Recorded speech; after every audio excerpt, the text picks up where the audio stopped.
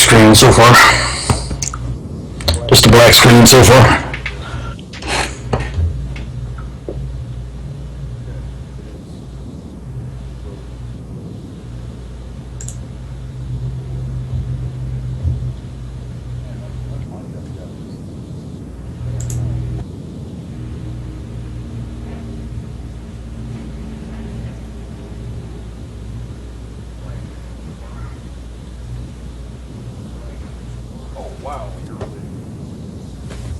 Wow, you're really loud through that. Yeah, I gotta back you. Yeah. I'm right up on my mic too, man. We gotta take care of that. Let's back you out a bit. See how that works.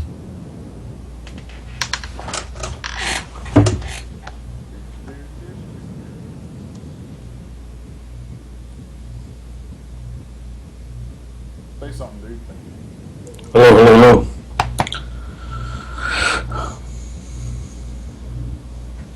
Alright. Yeah, I can see, I'm watching on the stream now, see where it's backing me down a little bit. Does that sound better?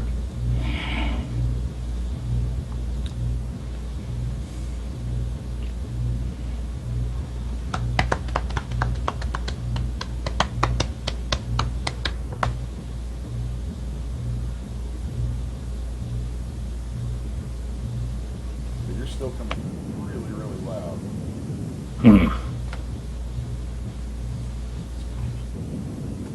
Interesting. That was a little better. If you back your mic off just a little bit more.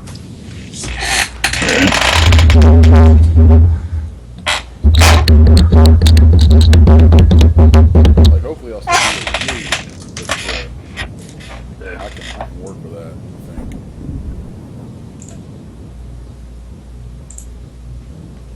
So, talk to me for a second. Let's see what we got. Alright. Hello, hello, hello, hello.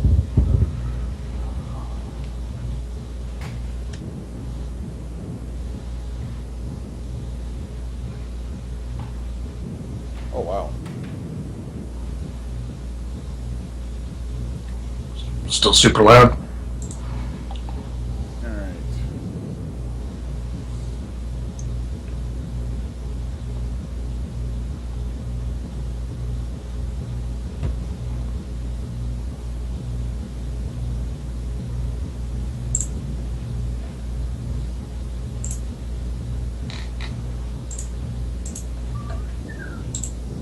I think we got that. I think it'll be pretty solid.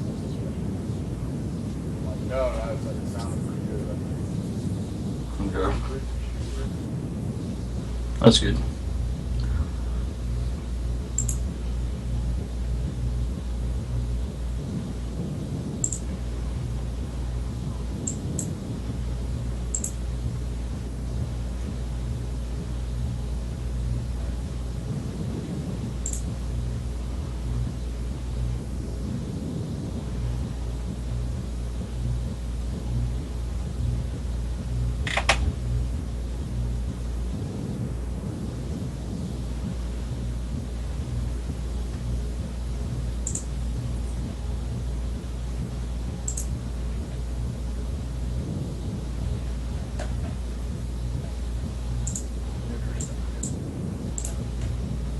Why do I feel like something's wrong?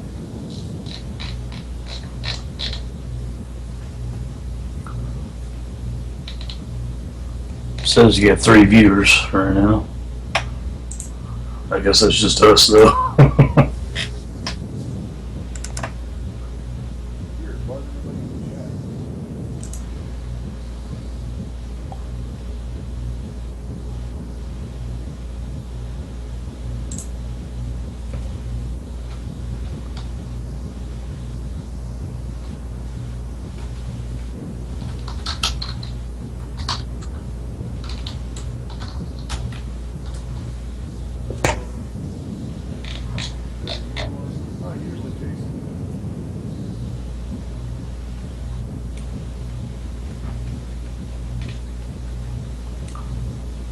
Yeah, we got 4 people watching right now.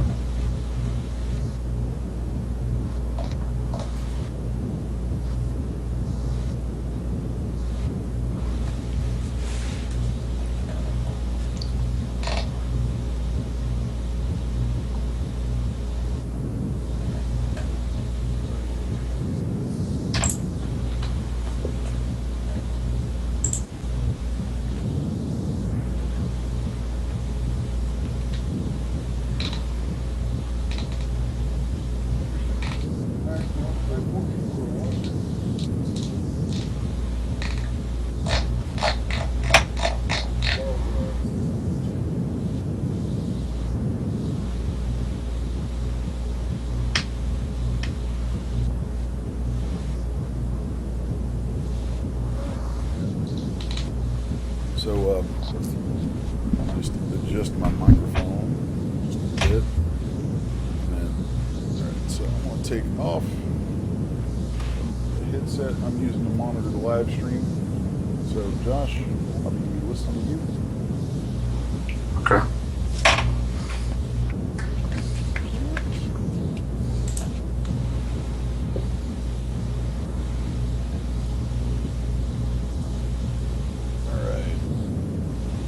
Say something, Josh. Hello, hello. Okay, cool. Cool. I got you in real time with me. The folks out there will have us on the stream.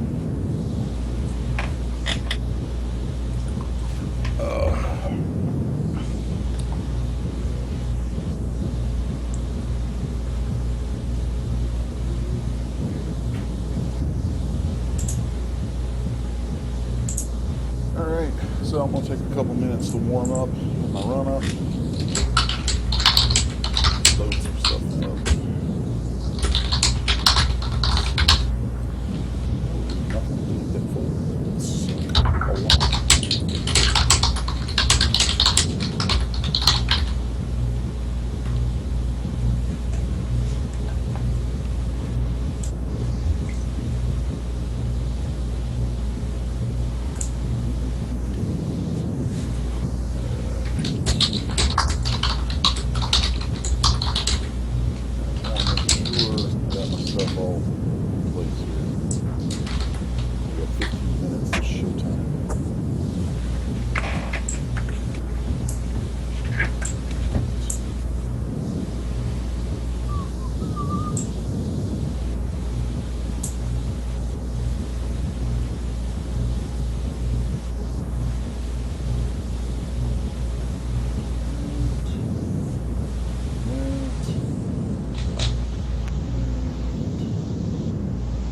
I should throw some clothing on this chick. Just because.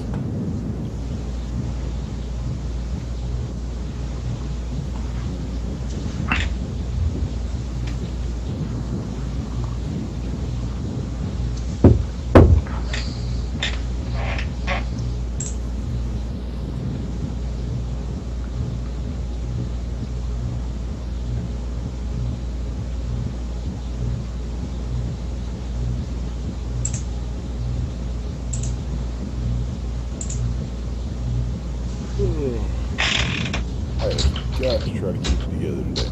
It's going to be a long one. I'm quite sleepy.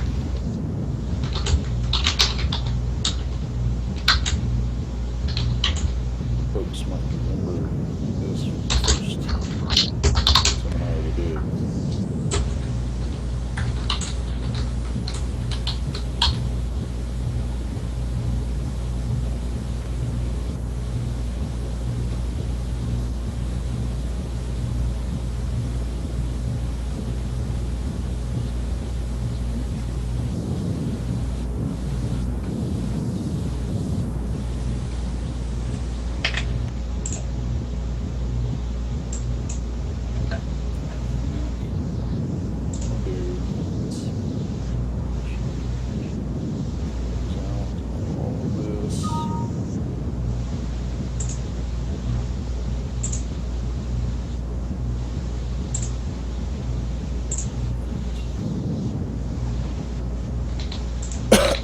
Pardon me.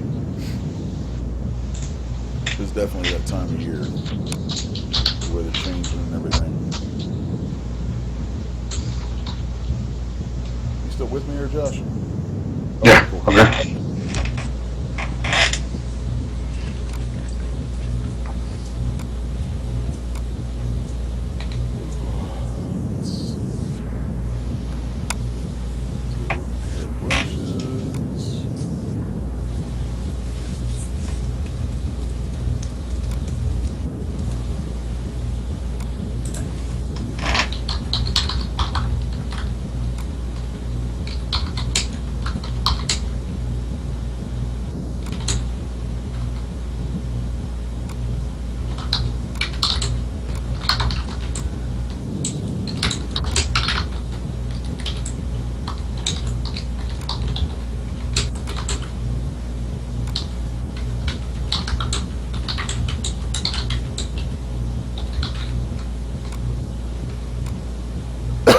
Pardon me.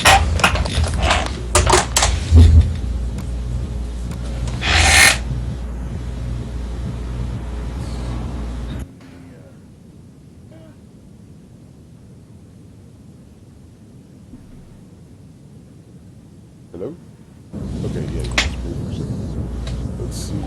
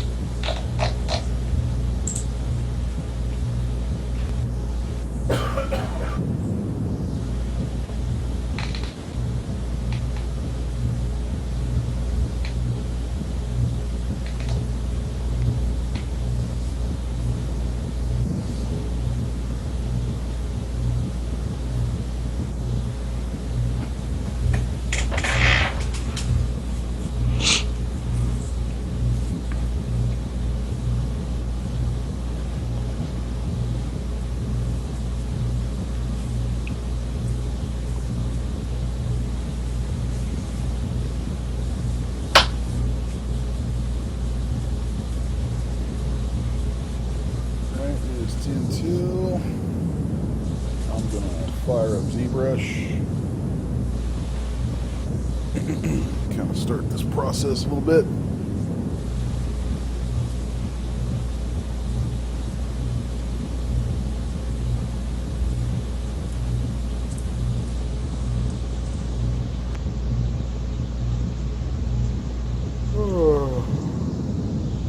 Oh man. It's going to be a struggle not to yawn the entire time today. I'm like, that's So yawning game, no run. it's going to be hard. It's really, really difficult today. Should have done this at like 8 a.m. when I had all my morning energy. It's getting about post-lunch siesta time.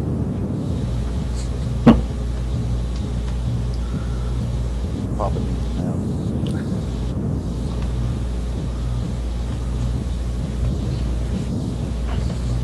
Alright, in the chat right now, I see code. And Loki is back after I crashed his browser. I kicked his brains, so yes.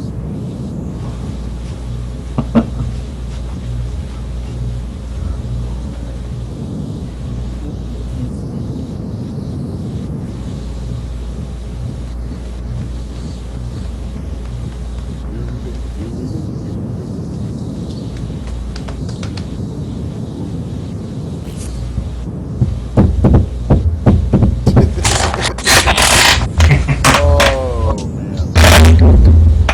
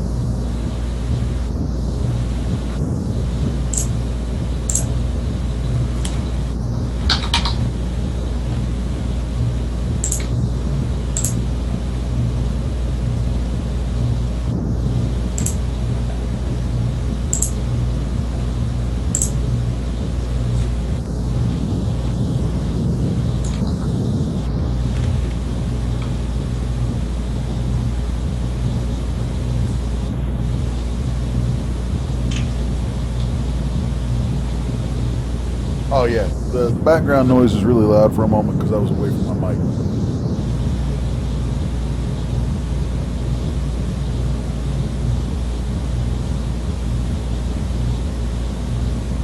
I'm using a different mic this week. It's hello, nice big fat mic. Probably picking up some noise too from my loyal compadre, Mr. Josh B. Crockett, who's joined us today. Greetings, greetings. So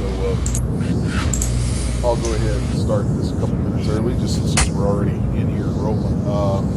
So welcome back to another of our CGBytes artist development seminars. The purpose of these seminars is, as the title says, artist development. It's to help you learn techniques and tricks and so on that will assist you in creating cool stuff for Poser and Dash Studio and all that neat 3D stuff that we're into. So last week we were dealing with some hair development, and we were going into a lot of stuff about really targeted polygonal hair development, whereas like fiber mesh has a certain degree of chaos to it that can be really cool. Was taking an opportunity to kind of show some stuff about how you can do very accurate targeted hairstyles that are kind of more along the lines of what you see in the Poser and Dash Studio market with with a lot of the more popular hair products. So I just got a note from Loki saying that Josh is really, really loud. So interesting. Well, we've got 4 minutes technically till actual start time, so I'm going to take a second and look at that.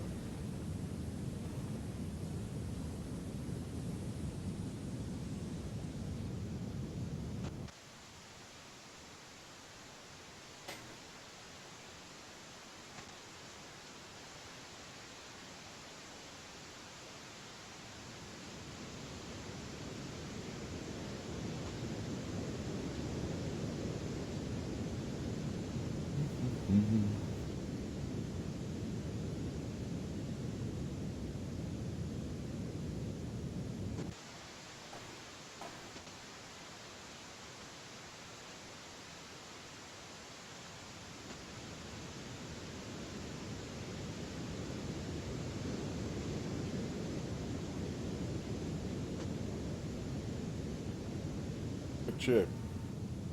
You say something, Josh. Hello.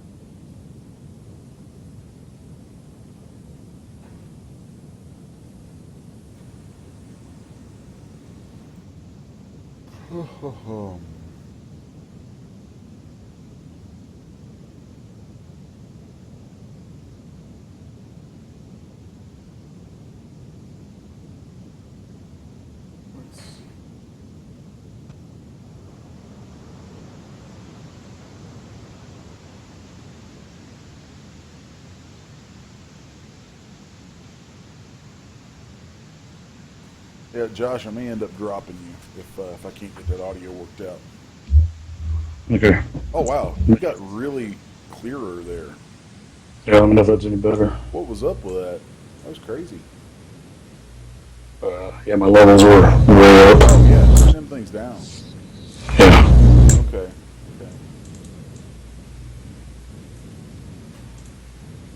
There we go. Hopefully that helps.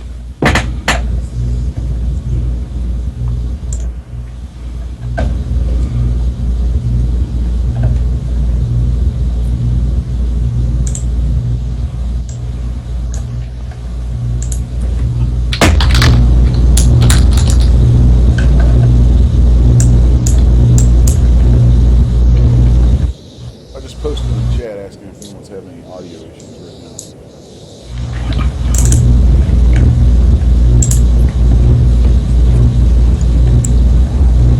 if you guys can let me know if that sounds any better. Might need to back it down just a little bit because that was actually really loud in my headset just now. Okay.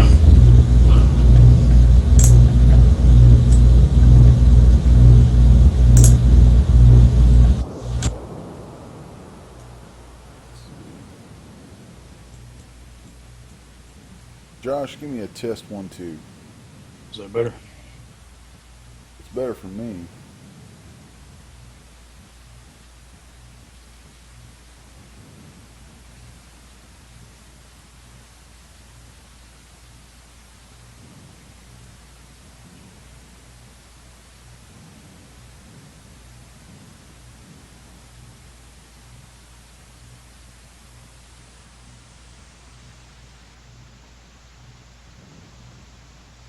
Is that any better, guys? Okay, great.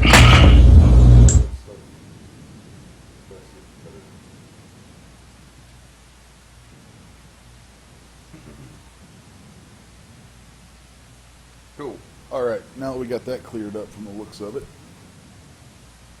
let's start this over then. So, officially kicking off this latest CGBytes Artist Development Seminar. I am Les Garner, also known far and wide as 6S1, which really is a misnomer. 6S1 is the name of the business. It is not my name. It is not a name that I actually like to go by, but it's the name of the business, and so people call me that. So I'm Les, and joining me today is Mr. Josh P. Crockett, good buddy of mine who's been doing some monsters and stuff with us, and pretty cool dude. So say hi, Josh. Hey, everyone. So,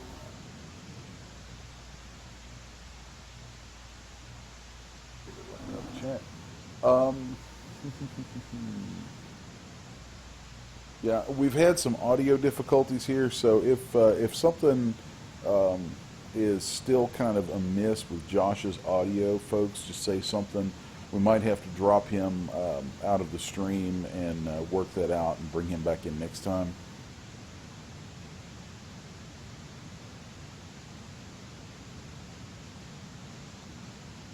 So, Josh, if you just say something real quick, I want to make sure that there's a sound bite from you so people can say something if it's working. Hey, everyone. Still having troubles? Oh, no. So, since Josh just spoke, if anybody has any problems, if anything comes through funny with that, just somebody say something.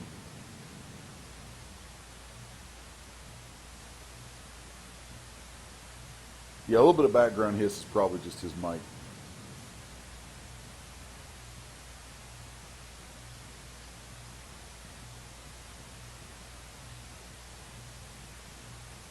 Cool.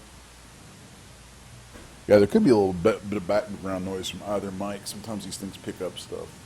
So, but as long as it's not blasting the levels. They're saying it's still loud.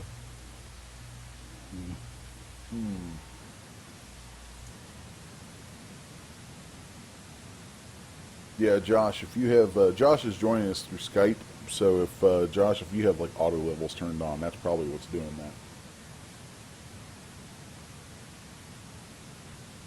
that. That would explain it. Thank you, Brent. Yes, that would probably explain that. So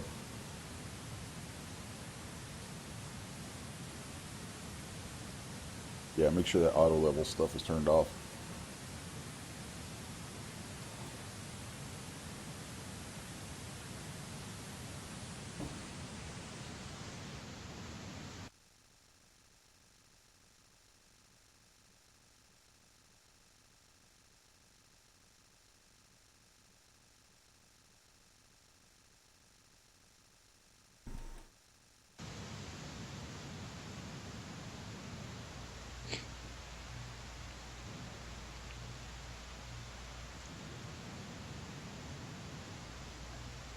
Okay, one last test.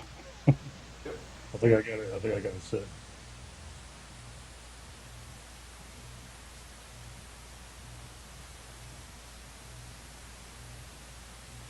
Is that any better, guys?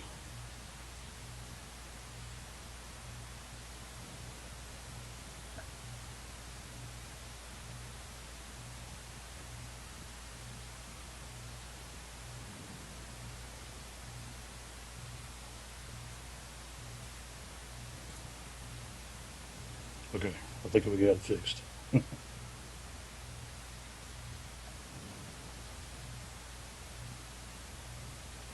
All right. Thanks, Brent.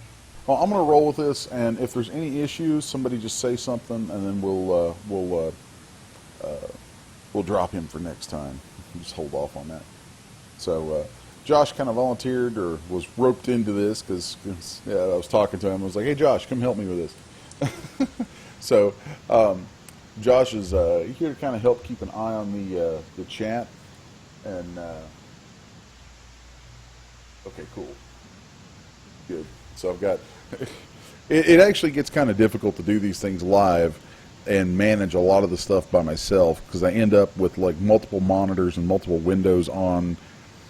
It's kind of crazy, and I've been doing that, but I really wanted to have a little bit of help. So right now, via text on another screen is Mr. Loki posting little things to me here and there, and then joining us via Skype in voice is Mr. Josh Crockett.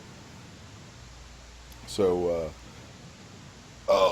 and those of you who aren't familiar with Josh, he is kind of an old friend of ours who he works on, has done a lot of stuff with concepting and, you know, like creature concepts for, well, Josh, tell them a little bit about yourself. Just done creature concepts for different effect studios, and I've had the opportunity to work on a few cool things. So, yeah, I guess that's about it. He's painfully modest. Yeah, I don't like to brag on myself. He's painfully modest. Josh has gotten to work on a few pretty cool projects here and there. So we'll leave it at that. So we've been involved in some things together recently that are kind of neat. And a while back, Josh has kind of come on board with us at 6S1, and we've been doing some things together, some cool stuff with that. And most recently, you'll notice at CGBytes, you'd see there was a big kit that we released called the Yeti, Josh P. Crockett's Yeti. That is pretty cool stuff. That's over at CGBytes if you want to go pick that up, because it's kind of awesome. So having some fun with that. And the Yeti is actually a really cool example, and one of the reasons that I invited Josh today, because the Yeti features this all-over hair that was done using fiber mesh and all that stuff. So Josh has worked with us a little bit, and we've brought some of his stuff to life that deals with hair and all that sort of thing. So, and I know there's more stuff that we have going on in the future that he might pick up some things from this, and I know he watches these, so it's just cool. It's just a cool chance for everybody to kind of meet somebody else who's involved in this with us, and kind of hang out a little bit. And then of course, like any questions that he has, I'm sure he'll pipe up and let us know, and I'm sure that anything that comes out of that will provide some nice insights for everybody else. So it'll just be a fun time here. So I'm going to jump on into things. We're going to try. I know in the past some of the seminars have ran pretty long. Today I'm going to try to keep it kind of tight. I'm actually not feeling all that well, and I want to make sure that I don't overdo it, so that I can still kind of, keep all my business together. But what we're going to be doing today is picking up from last time. We had developed this hair, and so we had developed this hair. And if I do a quick recap, basically what we had done was we had taken some of the mesh from the head of our figure, and just using masking, we had extracted some of that,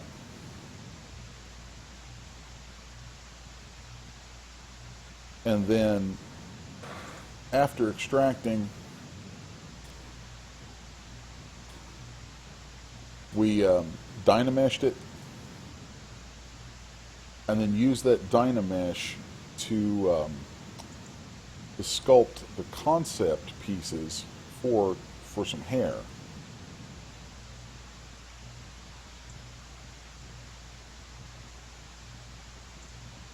And that was really just this whole process of pushing and pulling, you know, all this stuff into place, do all kinds of stuff with that. And then once we got it into place, we went through and we cut all that stuff up. And if you go back, you can actually watch the last seminar. It's saved where you can review it. We went back through cutting up each of those pieces to create all these different hair sheets from them. Then we went into Blender, used Blender for our UV editing, which now I personally, I normally use Maya, but since we're trying to you know, show folks and encourage them on with tools that they either already have or can get for cheap or for free, Blender was a good option. So so we Dynameshed the head, or part of the head, made a copy of it, Dynameshed it, extracted it and Dynameshed it, I should say. Then sculpted that Dynamesh into a general hair shape, and then went through cutting slices from that shape, and then remeshed those until we had nice polygonal strips. And then sent those strips over to Blender, where we did our final UVs on them.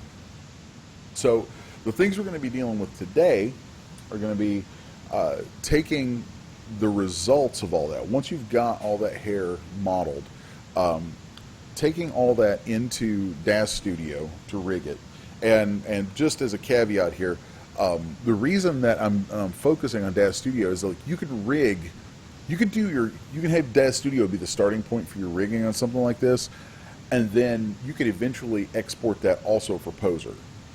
And quite a bit of what you do in DAZ Studio will translate over when you go from DAZ Studio first. So I've had a lot of questions from folks about, well, why aren't you doing Poser? Well, you know, I like Poser. I've been a Poser, you know, I've been kind of a devotee of Poser for a very long time.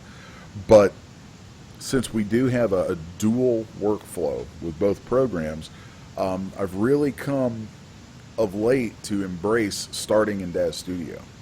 So for a lot of reasons. And the ability to go from DAZ Studio, you know, out to Poser and many other export types is pretty cool. So I've been very impressed. I actually use their FBX exporter for taking some stuff into Maya from time to time, and it's actually really tight. It's very impressive. So what we're going to be doing is taking the hair that we have, and here I have a finished copy of this hair, and inside DAZ Studio I have a copy of this that's rigged. So I'm going to take a second and show you how this is set up right now, because one of the things that I really like doing is making sure that if I put out a hair model, it is fully rigged.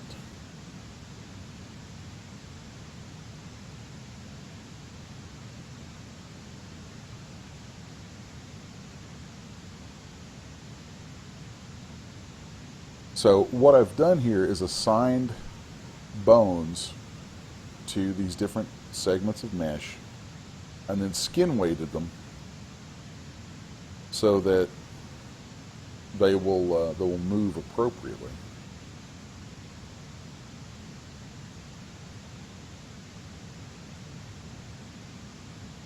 Okay.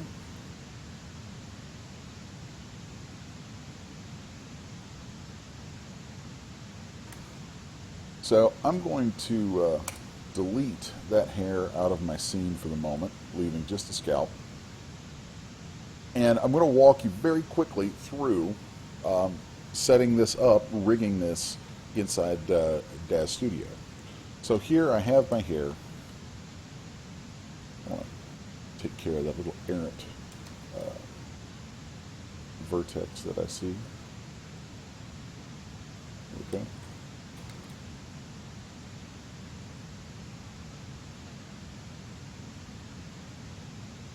So there's one thing that I like to do.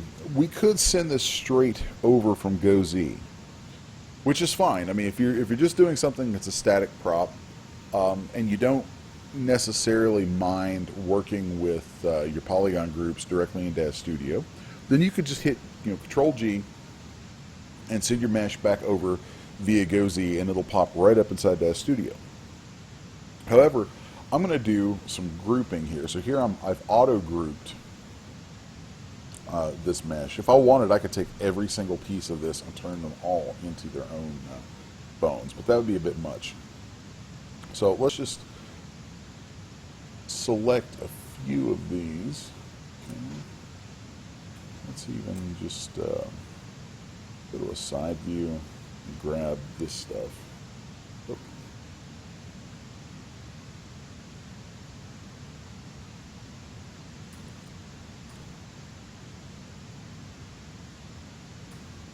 There we go. Then I'm going to group these.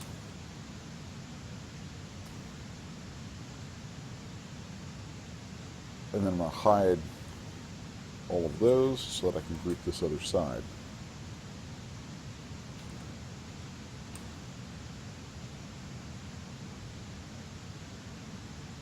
Then let's group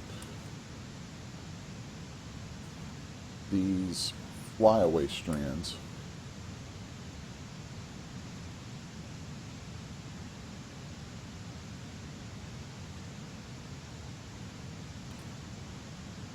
I'm going to do the same thing, hit Control-Shift-G, that's the key command that I have set up for that. Then I'm going to hide some of these so that I can then use Control-Shift-S to shrink back my selection and group those.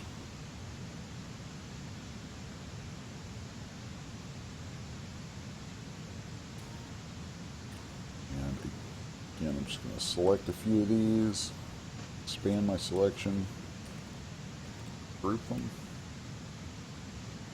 I'm going to deselect a few and shrink my selection.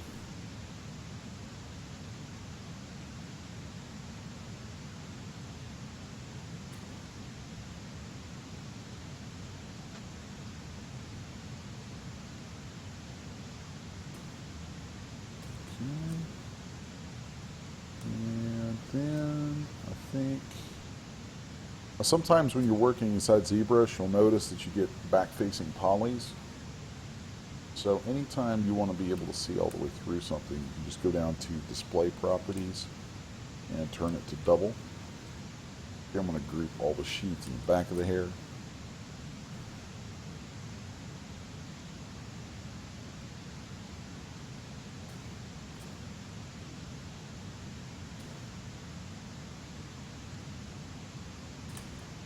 And there we have these really tidy groups put together. Just a handy way to do that. And then I'm going to export an OBJ.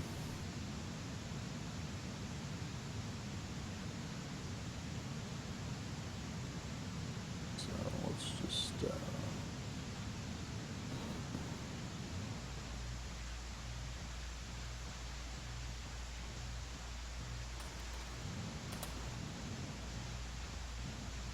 so we exported an OBJ from Poser. Then we're going to go back to Dash Studio and we're going to import that OBJ.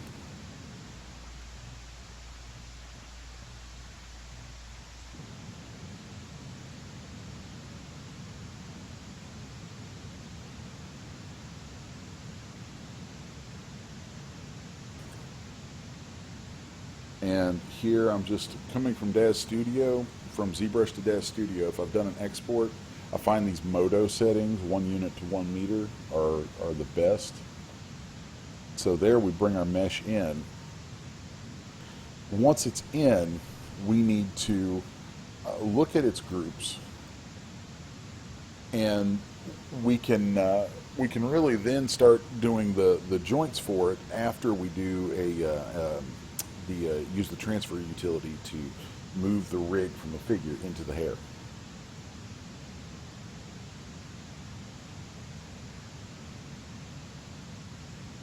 So let's go into edit, then figure, transfer utility. Then from scene item, we're going to select Genesis 3 female. Then from target, we're going to select demo. Then under projection template, we're going to say shoulder length hair. I'm going to hit accept. Give that a second. Okay. So now we have that hair. It's in place, and it's going to follow the figure, but we don't have that fine control over it that I was looking for. Now, Hey, Les, okay. quick question for you. Okay, we got a question. Well, this is my question, but could you group inside Dev Studio the way you can? Yes, you can. And I was actually about to show. There's a mistake that I made intentionally, because sometimes I think it sticks with people a little better to see something done that way. So I went ahead and used the transfer utility, and I didn't change any of my settings in there. The reason I did that is I wanted you to see what happens when you don't. If we import an OBJ and we run that, we lose all of the assignments that are in it. So I'm going to delete this and import it again. This time you're going to see kind of the proper way to do this. So we'll bring in the demo. Now, before I do the transfer utility, I'm going to select it, make sure that I'm in my geometry editor, and if I want, right now I could go ahead and name these groups. So let's call this one hair rear. Then we'll call this L front hair.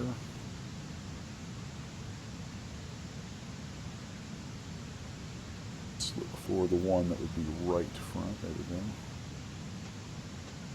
R front hair.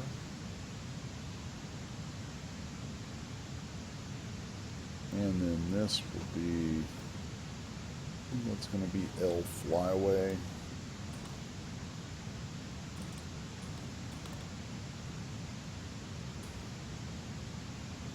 Then R flyaway.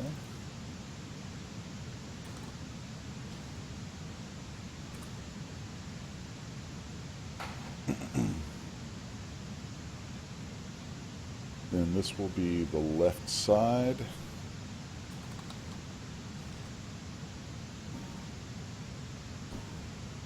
And this will be the right side.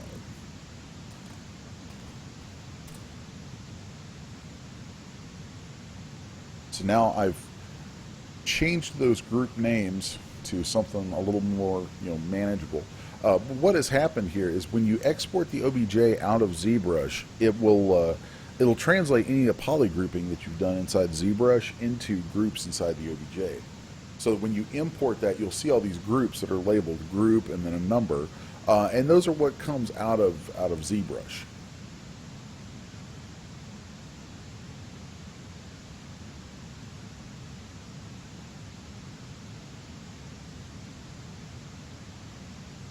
Just taking a second to look over at the chat. I see Josh is talking with you folks about the interface in ZBrush. It's a weird interface, but once you get used to it, it's really kind of cool.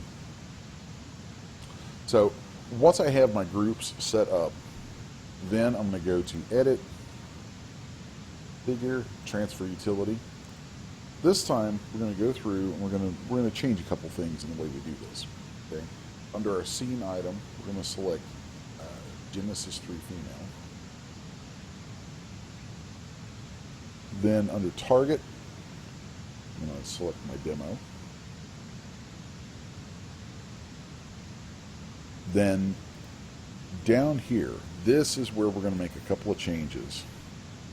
We're going to turn off face groups, and that's going to keep the groupings that we have in our geometry currently, rather than wiping it out. What happens when when you run this, when you run the transfer utility and you have that checked, it's like Daz Studio looks at a set of internal bounding boxes around the base figure and uses the volume of that as a means of projecting onto your mesh and changing the polygons there to fit, or changing those polygons to belong to groups that correspond to the names of groups in the underlying figure.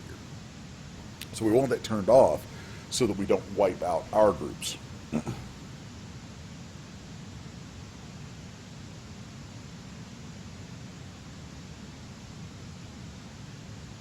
So the next thing we'll do, we'll hit accept. So now this hair has now become a figure, and you'll see that it's parented and it moves.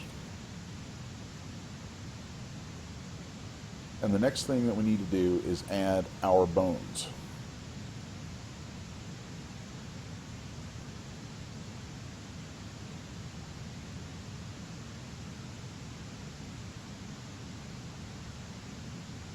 So in the scene view, we're going to drill down a little bit and make sure that we can select the head.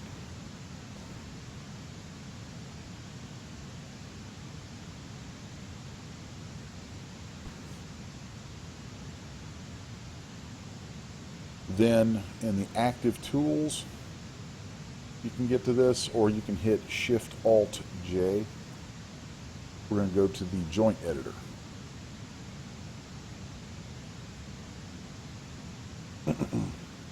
And for the sake of naming, this is just a little kind of workflow trick that I like to use. Since as we create these joints, I like to make sure that they're named according to the groups, because those groups are going to end up becoming selection handles. So let's go into our group editor, and we'll say the first hair group that we're going to do is going to be the let's do left front. So if I just double click on that, I can hit copy, Control C, and snag that text. So we'll come back to our joint editor, and with the head selected, if I right click, I hit create child bone. I'm going to paste that name in.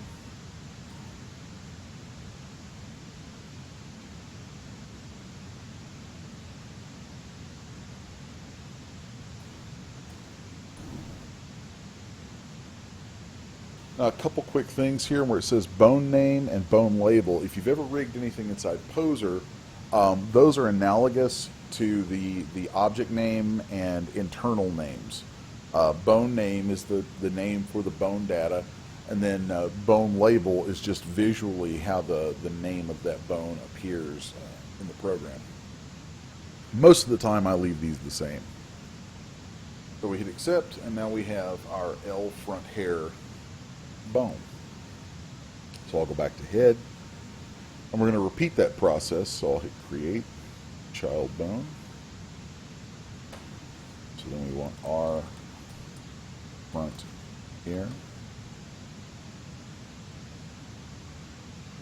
and you want to make sure that you use proper rotation order. So for instance, these joints would be oriented vertically, meaning that the twisting of them would really be along the y-axis.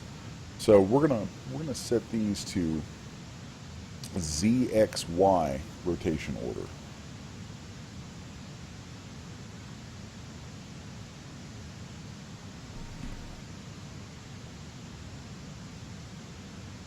Then once I've set those rotations and I have my bones in here, at any point I can go through and move these bones around and sort of situate them. I want the green pivot to be roughly where I want that bone to bend from, and then the red pivot is really the end point. That red point is going to go somewhere toward the end of that area. Fearless. Yep. Is the rotation order something you can change later? Yes, yes it is. If you get that wrong, you can always go back and change it later. And you would do that right here. Okay? So you'll also notice that I went into, I right-clicked in the viewport with my joint editor and turned on auto-align node. What that's going to do is cause that joint to automatically align itself between its origin and end points. Now, if I wanted these bones to be symmetrical, which I do, let's move that one in place. I can then select one of them, right-click, go to Edit, Mirror Joints, and the default settings should be fine for this.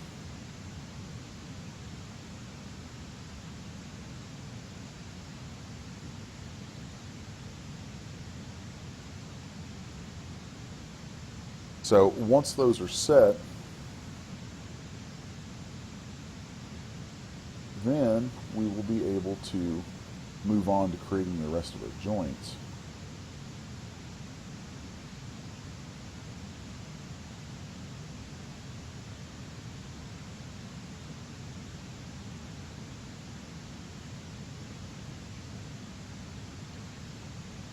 And that process is just a repeat of what we've done here. So we'll create a child bone, call this one L side hair,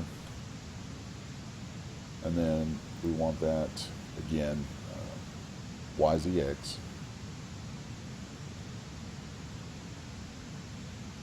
And a lot of times I'll do this from an orthographic view, so let's go into the front.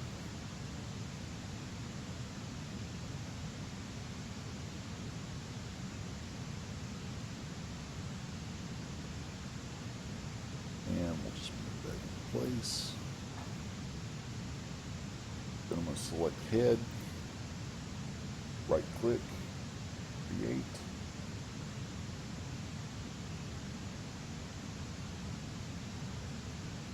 This is going to be R side here. Again, we're going to go to YZX.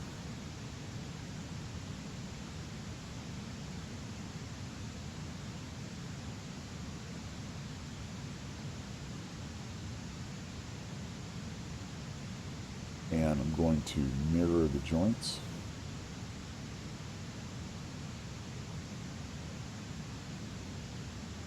And unfortunately, I have the right side selected when I tend to work left to right.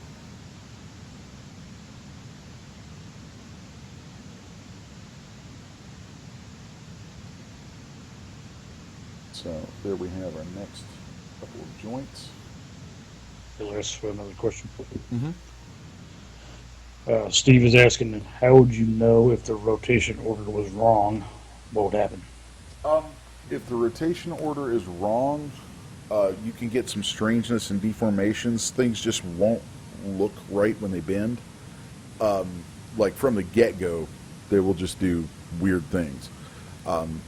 It's something that it's actually hard to explain, but when you play around with it and you start to see the joint rotations and see the way they interact with things, after a while you get a feel for what looks right and what doesn't, and what's interacting right and what doesn't.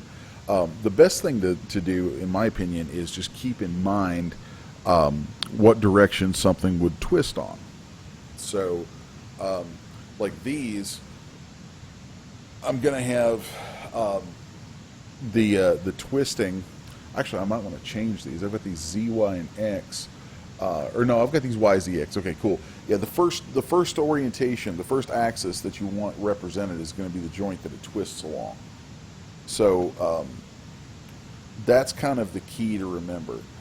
It's actually not as big a deal in Daz Studio as it is inside Poser, because the way skin weights and everything work in Daz Studio, you're actually able to just the way things are influenced is very different. So I hope that kind of answers your question there. Let me know if you have anything else about that, because I could try to go into it a little more in depth. So I want to keep adding these bones. I'm going to do L flyaway.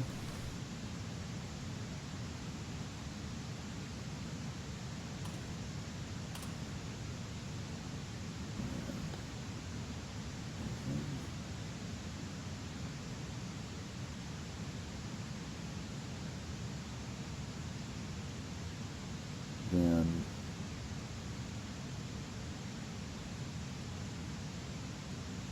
R flyaway.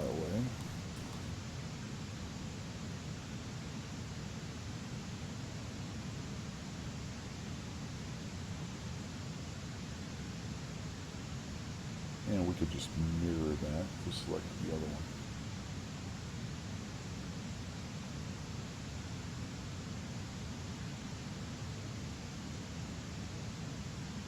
Okay, and then let's see.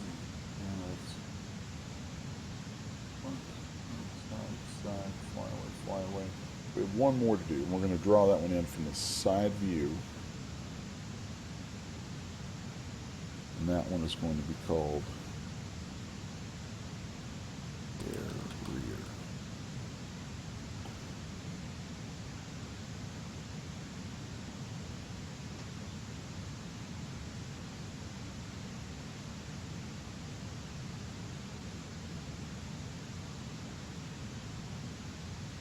Once these are all drawn in, I'm going to right click and go to Memorize Figure Rigging.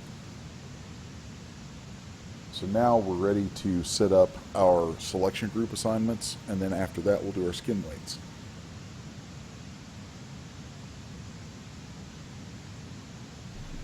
Now, what these selection group assignments are, if you're familiar with rigging and Poser, you know that Poser traditionally has contained its body parts, and it referenced mesh inside an OBJ, and that mesh was part of that whole system, the way that worked with these body parts, and everything was very group based. But in DAZ Studio, the groups really just define some polygons that you can tell it to use as a selection handle. So when you mouse over something in the viewport and you see, you know, joints highlighted or whatever, and you know that you can click on them and select them, it's because their polygons have been grouped and assigned as selection handles to a given bone.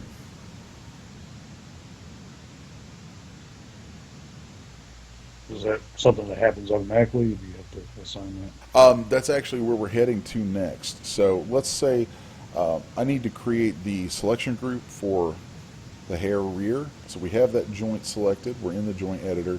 So here it says selection group. I'll just click on that, and now you can see an outline of it highlighted. So we'll go through here for each of these. So let's see, R flyaway, L flyaway, R side hair, and where we go? Side here.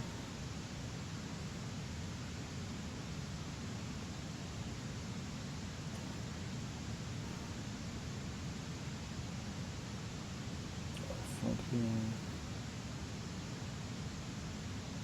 Front here. There we go. So now we have our selection sets. And if I come out of the joint editor now, as I mouse over, you can see there are selectable objects.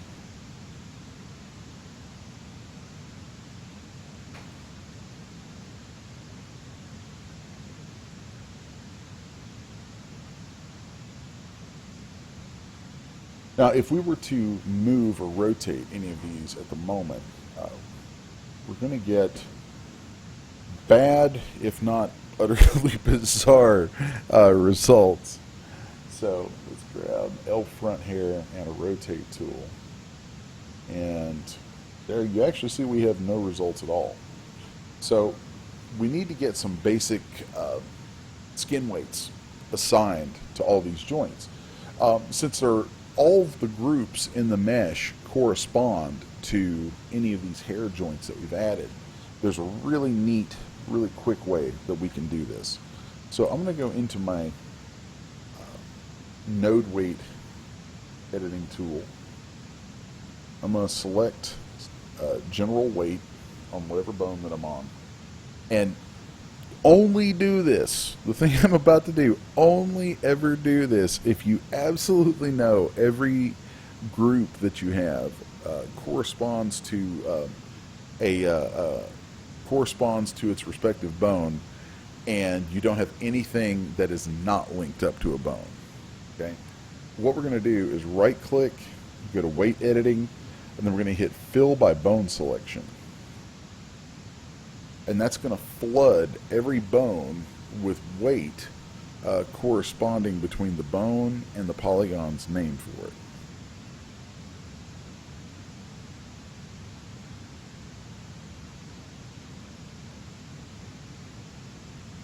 So now, if we start grabbing some of these hair body parts, we can move them. And for the record, since I know last time we had some question about whether this could be done to existing hair products or not. Yes, it could, but the question of whether you could distribute that or not would still, you'd have to take that up with the originator of whatever hairpiece you worked on.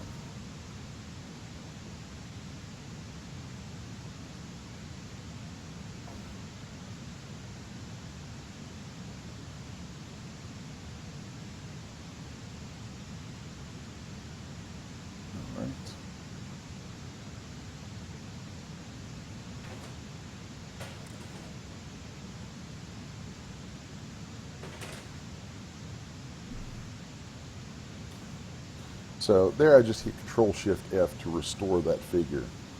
That key command is really handy. It'll send things back to their default state.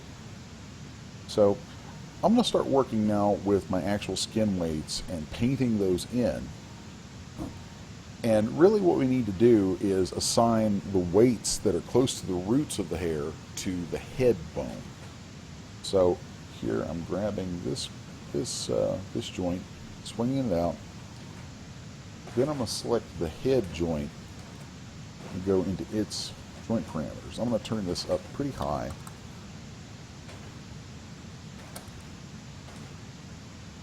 And then we'll just paint over the polys that we know should be weighted to the head.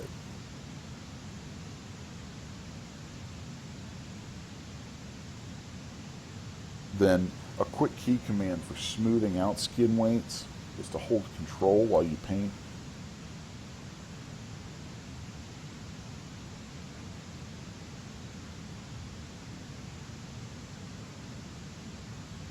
And that right there is really the nuts and bolts of setting up the rigging for hair. At least the way that I like to do it, using these joints and this whole method. You can get super complicated if you want. You could set these up as multiple chains and have them do all kinds of crazy stuff. But I find that simple is oftentimes best. So just some simple bones with some nice loose skin weights, and combining their movements with morphs can yield some really good results.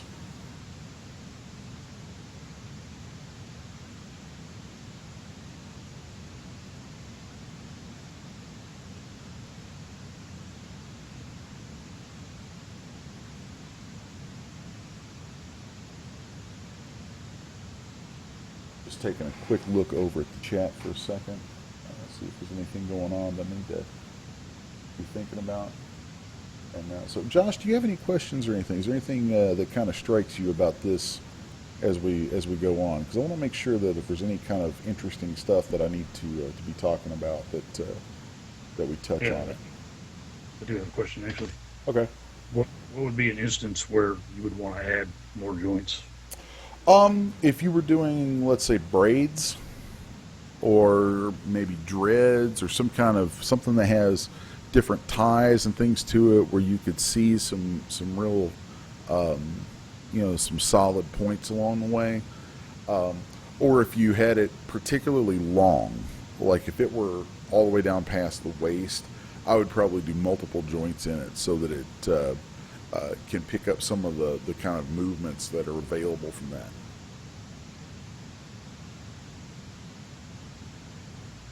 Okay, that makes sense. So, um, I am going to. I think I mentioned earlier I actually wasn't feeling so great today. I'm going to take just a second, grab myself a fresh drink, and when I come back, we're going to dig in a little bit deeper on these skin weights, and also start adding in things about morphs. We're going to do some things that a lot of folks would call morphs, but they're not morphs. So, as you spend more time with me in a lot of these seminars, there are going to be a lot of things that be like, yeah, this is what most people call this, but it's not really that. So there's lots of little things like that that we'll run into, and hopefully you guys will come to appreciate some of that, and it'll help kind of clarify techniques on a lot of things, especially when it comes to using joints for deformations.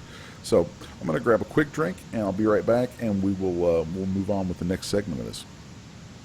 So in the meantime, Josh, if there's anything that you want to talk about, or if folks want to ask any questions, feel free to hit the man up. He's actually, Josh is a real authority on Zbrush, and if you guys have any questions about that right now, it would be a good time to hit him with them. So I will be right back. Way to put me on the spot, man.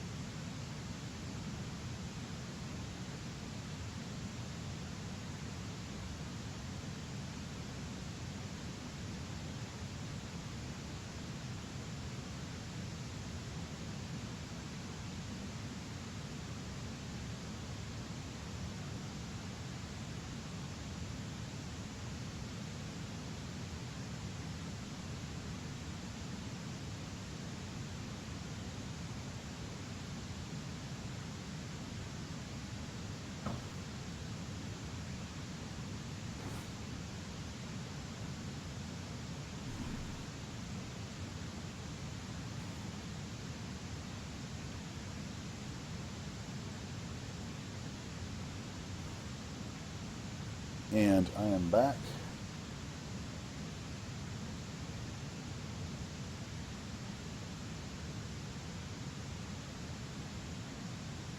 If you missed it, do not forget to pick up your free hair pack. So, have my trusty water here, so let's get hydrated. And we will move right along. So I'm going to go joint by joint through here, tweaking out these skin weights.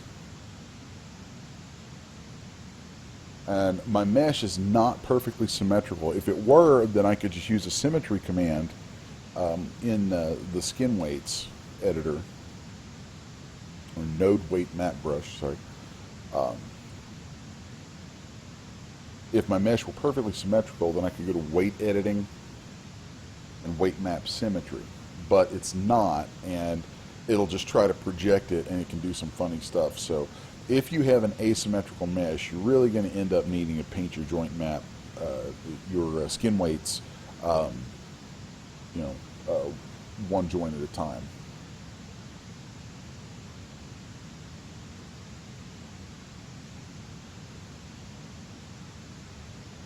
So since I flooded these and then I went down, you notice I want to recap that real quick because I'm not entirely sure how clear I was with that. So you guys forgive me a little bit if I'm a little bit kind of off center today. So I had the head selected, and I made sure that I painted some weights right down the middle. That way these strands are all rooted to the head.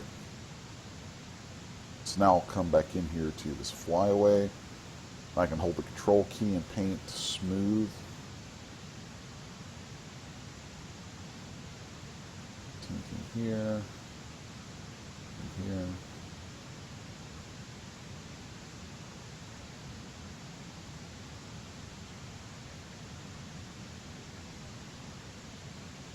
And it's a fairly repetitive little process here of just selecting a joint, move it a little bit so that you can see it, get it out to where you can actually work on it, and then smooth it and or take anything away from it. Now if I hold the Alt key down while I paint across a mesh with the node weight matte brush, then that'll remove influence.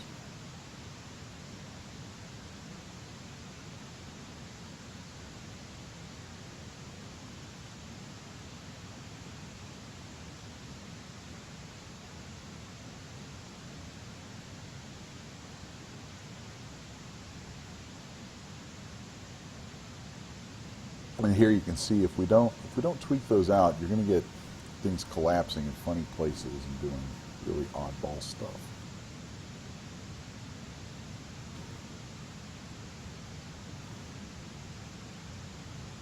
That was not entirely working out the way that I want it to. This is actually a good opportunity to show you a nifty little trick that involves the group editor. If I hold Alt-Shift-G, that'll bring up my group editor. And where we made those poly groups for these different body parts, we can make selections with those. So here I was having some issues with the skin weights for our side hair. And the thing that was really bothering me was that as I painted, I was painting weight onto things that I don't want to paint its weights onto. So if I hit this plus sign, it's going to select the mesh of that group. Now when I go back into my node weight matte brush, if I have respect selection turned on, then it will only paint on polygons that are selected.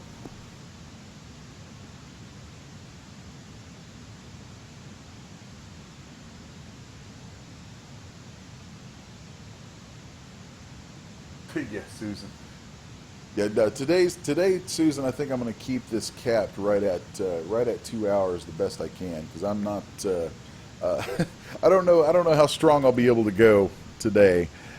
Like I said, it is the beginning of fall here in southern Ohio, and that equates to massive allergies and sinus issues. So. It's actually a real fight today just to try to keep my eyes open, and it's horrible. So I really feel bad. I'm sorry about that. But I'm gonna duke it out and stick it through here the absolute best that I can for you guys. But no, we will probably not be going super long today. So here you can see we've got polygons selected. And we have our node weight matte brush, general weights, and if I were to just try to paint out here, you can see it's not going to let me, and that's a good thing. So with that in mind, we can make some pretty big changes. Now if I wanted to re-weight some of this to the head bone, I could select that head bone, that head joint, and my selection's still intact, so now I can just paint that influence back in. Okay.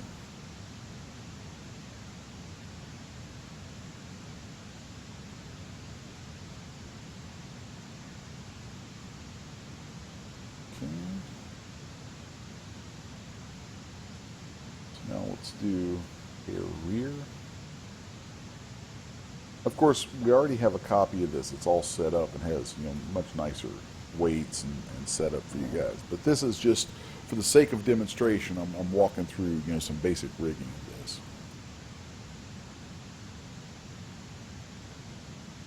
So here I still have my my right side hair mesh selected, those polygons. So I need to switch that selection out. So let's go to our group tool, or an alternative is from inside the node weight matte brush, we can right click and go down to where it says geometry selection. We could clear that selection. Then we could also go down to geometry selection, select by face groups, and pick what we want from there. So there I've chosen hair rear, and I didn't even have to leave that tool.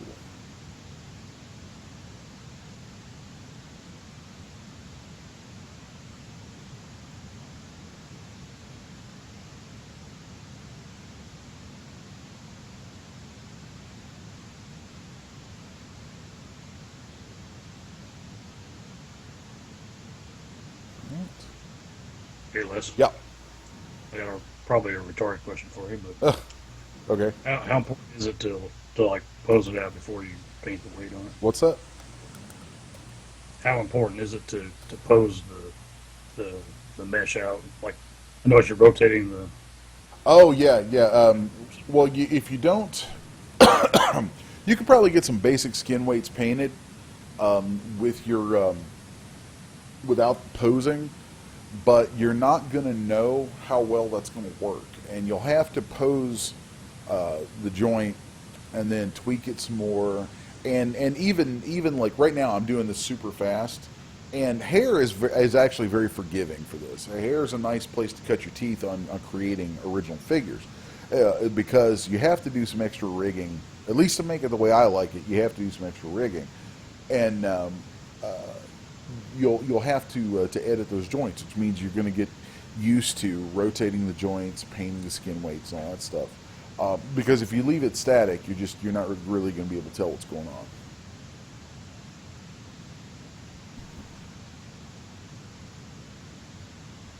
Okay, yeah, that makes sense. Yep. So I'm going to smooth this out just a little bit more.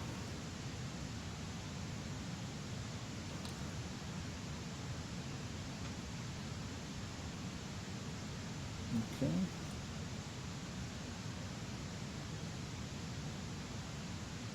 So there we really have a nice basic rig set up.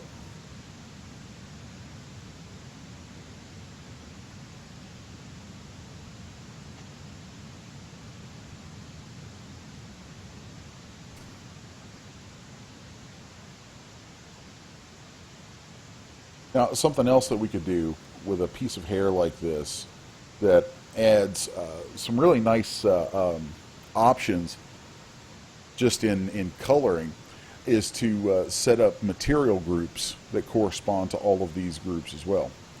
So that's super, super easy to do inside here. If we select our object, we go into our geometry editor.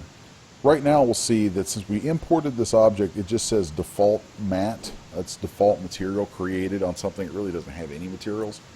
What we're going to do now is just deselect any polygons that are selected. So we'll right click, go to geometry selection, clear selection. Then let's hit the plus sign on hair rear. Then I'm going to right click on surfaces, create surface from selection, and I'm going to call that hair rear.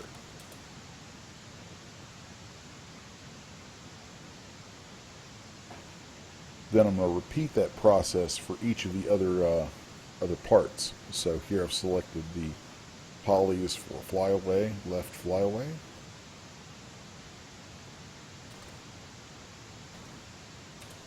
So we could do that for each of those, or like something like this, I would probably just have like those side pieces and the rear piece all have the same material, and then I would have the flyaways and maybe the front, left, and right have their own material.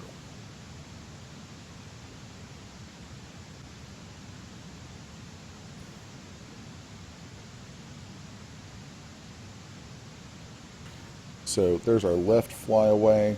And if you hit the minus sign, the subtract sign there, it will remove those polygons from the selection. Okay. So now let's grab right flyaway.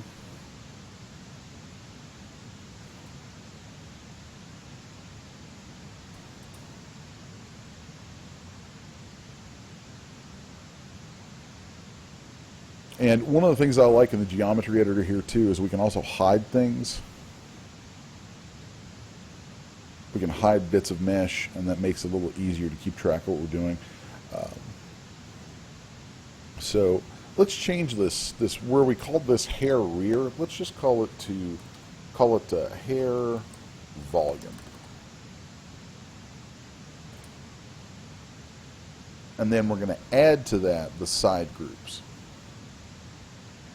So let's go up here to L side hair. We'll click that plus sign. And then we'll go to R side hair and click the plus sign. Wrong one.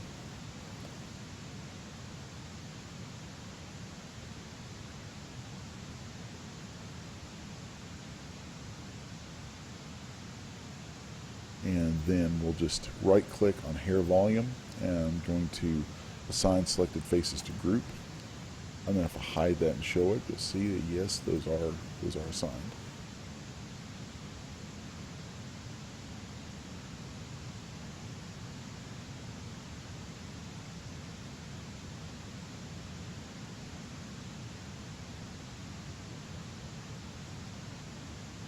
Okay. I'm going to hide that one. So now we have our flyaways hidden, we have our hair volume hidden. Next, I'm going to go to my R front hair. And we're going to create material for that.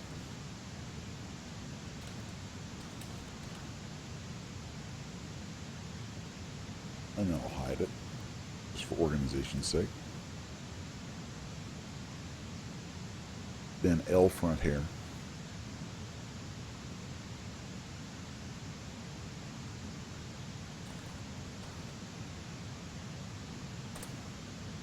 So now we have materials for all of these, and you'll notice now the default mat says it has 0 count, so we can right click it and remove it because it has no polys associated with it.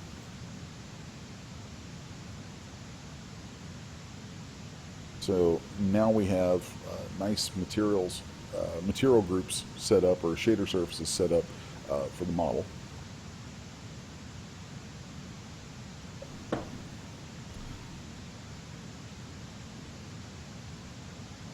From here, we could start applying some materials,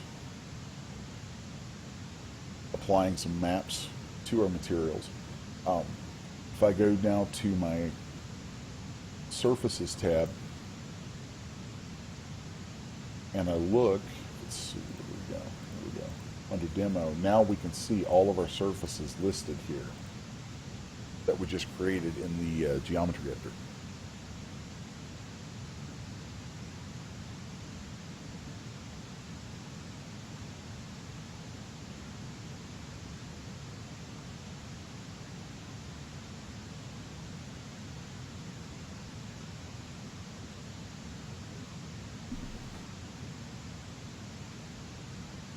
The next thing I'm going to do with these materials is I'm going to convert them to iRay, because I'm sold on iRay. I don't see much reason to stick with 3D Light. Now, if you do, you could set up materials and stuff in 3D Light versions, and that's fine if that's your thing. Really, though, I want to focus on using iRay most of the time because it's just such higher quality. So I don't remember if I named the materials the same in the version of this that you guys should already have a copy of or not. It doesn't really matter though, because I'm just going to pull these maps in and show you how to set this up. So if you go back and you watch some of the previous seminars, you'll see where I showed the little tip that I got from Susan that was really cool. About turning a shader into a macroed script. And so in my scripts I have the iRay Uber base, and I'll just hit that, and so now all of the materials on that hair have been converted to iRay Uber base.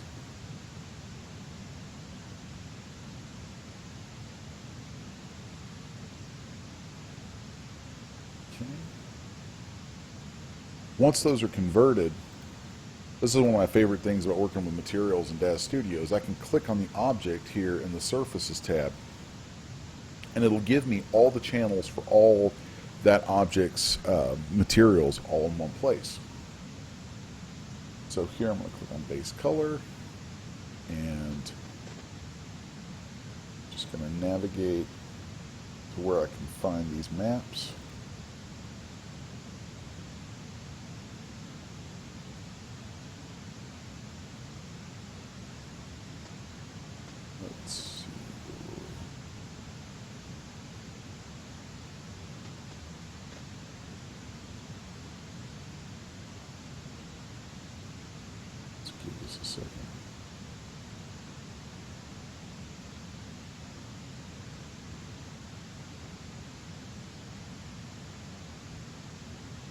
So there you can see a map applied.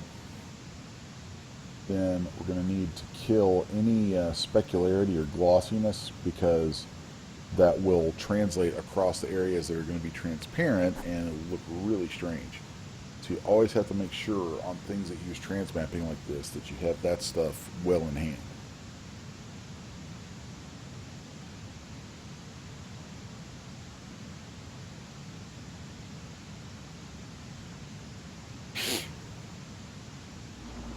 There, Les. Yep. Did you go over hair texturing in the last one? I'm going to get there in just a minute. That's going to be the next segment of this. So once I finish applying the textures that I have here, I'm actually going to show you a little bit about one of the methods I like using for creating hair textures. There's actually a lot of different ways you can do it. I am pretty sure that that we made available my my hair texture resource kit for Zbrush. We made that available as a resource to you guys here exclusively a couple weeks back. So I'm going to be dealing a little bit with creating hair textures using that here shortly.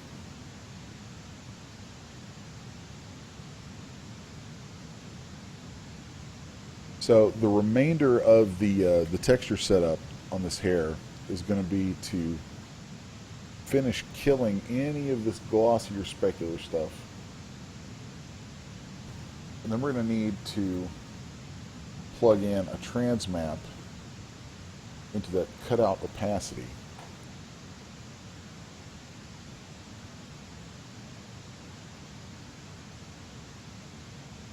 So let's pop this into iRay and see what we're getting.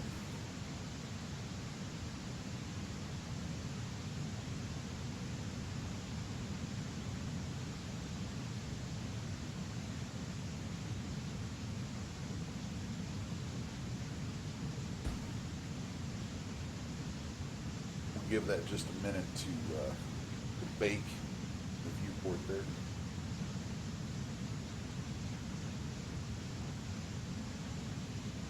While that's chugging, I'm going to take a look over here at the chat window and see what everybody's talking about.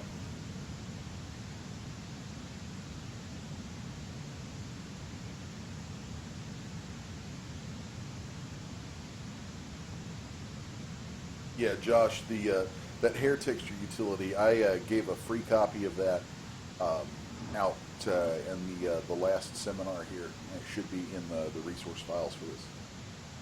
Oh, did you pull them?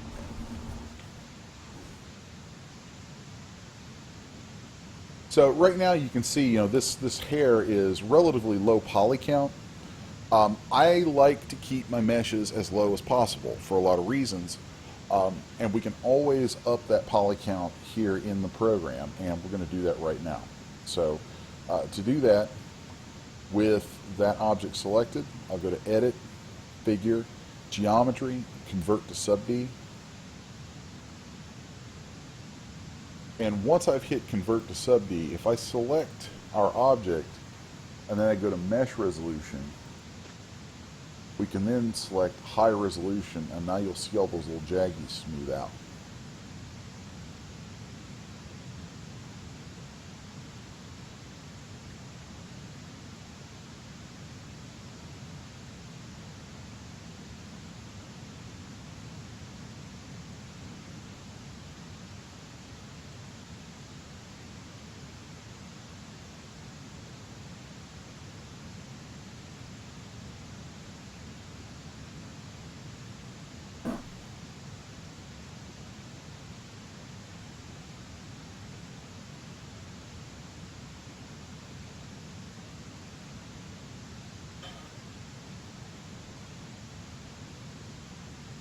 Of course, if you needed more resolution, you could always crank up those view sub-D levels. The render sub-Ds don't actually have anything to do with iRay, just for the record. Unless there's something I'm totally missing. iRay, because it's video card based, what is in your view, it's coming from your video card, and that's the one that pertains to what it's going to read.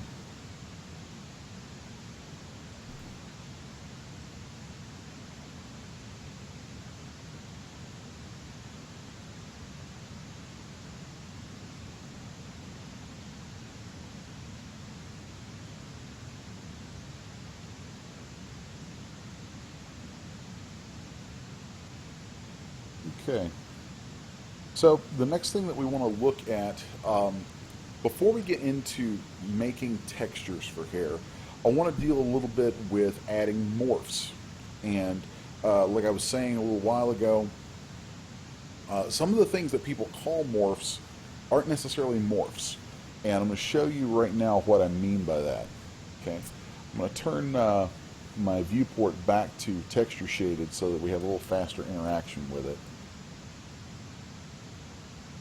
And I'm going to start setting up some control properties on this hair. So let's go to, we're going to select it, select our hair, and then I'm going to right click. Now you'll notice I want to be in edit mode over here in my parameters. Then I'm going to right click and hit create new property. And I'm going to call this blown left. And let's set our minimum to 0, max to 1, and create. Now obviously we haven't changed anything, so that's not really creating anything there just yet. It might not have actually made my dial. There it is. There it is. So since it didn't, since I forgot to put that in a property group, we can just create one now, which we need to have a property group for this anyway. So let's right click it and hit set property group. And I'm going to call this actor / hair controls. So now you'll see we have an actor group show up, and our slider shows up under hair controls. So the next thing we need to do is actually pose the joints that we have in place, and then we're going to slave them to this slider. So let's take our left front hair and we'll rotate that out. Let's take our rear hair and swing that around a little bit. Then let's take flyaway, swing that around. On my L side hair, we're going to swing that out.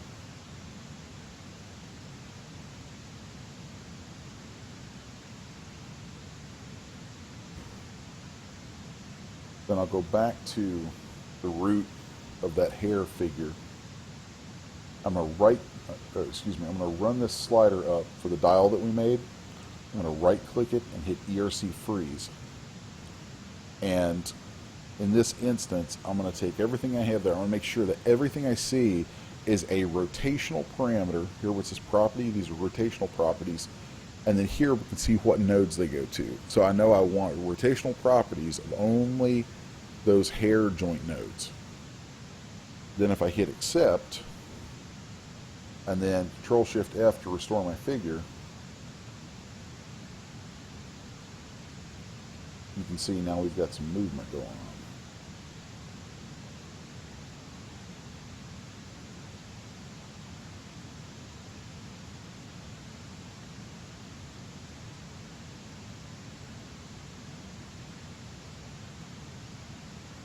Now let's repeat that process similarly for the right side.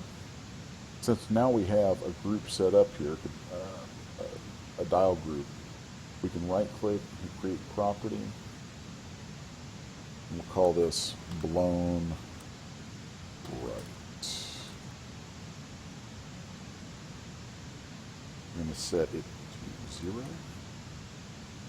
going to make sure that our path is correct. Hit create.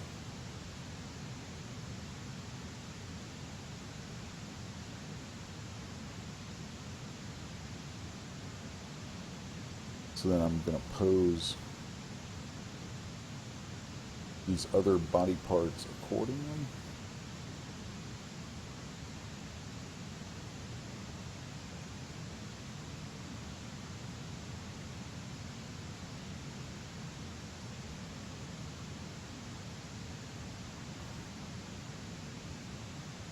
Then we'll go back to the root node of this figure, move this dial up, ERC freeze,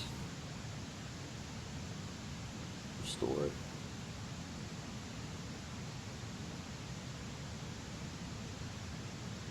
And we can see how those interact.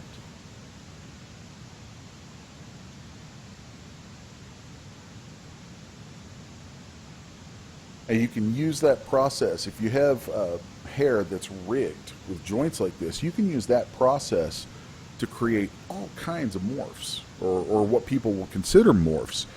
People are going to think of these as morphs because they're going to see them as dials that are labeled and function similarly to what they consider to be morphs. But there's actually no morph data in these dials at all. They're literally just driving rotations. Of course, the next thing that we could do is start adding actual sculpted morphs. So let's pop back over to Zbrush, and let's just do a couple of different shapes. Let's say we're going to do one that's the hair pushed behind shoulders. I'm going to turn on my symmetry. I like to store a morph target before I start doing this. That way I have a copy of my shape I can get back to if I need it.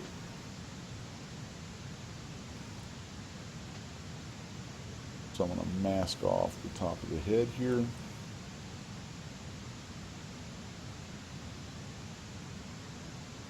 we'll just pull these behind.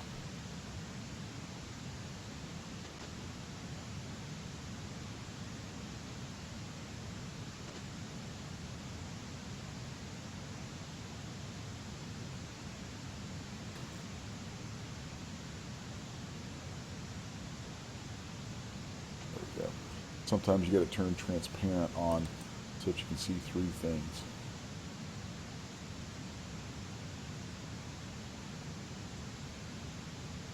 And even though we sent this to ZBrush by way of an OBJ export, if we go Z this now, DAZ Studio and GoZ are going to ask you if you want to apply it to something in scene. So let me make sure that I have GoZ pointed at DAZ Studio, which I do. And hit Control G, and now it's going to ask me to select the action that I want to perform, and I want to update an existing object. Demo is correct, so if I hit accept, we get this menu, and you could go into the basic version of it. It's a little simpler.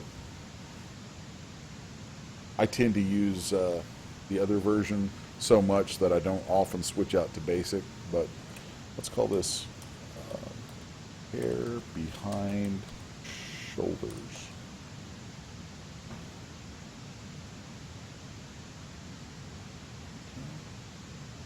And of course, I forgot to set my path.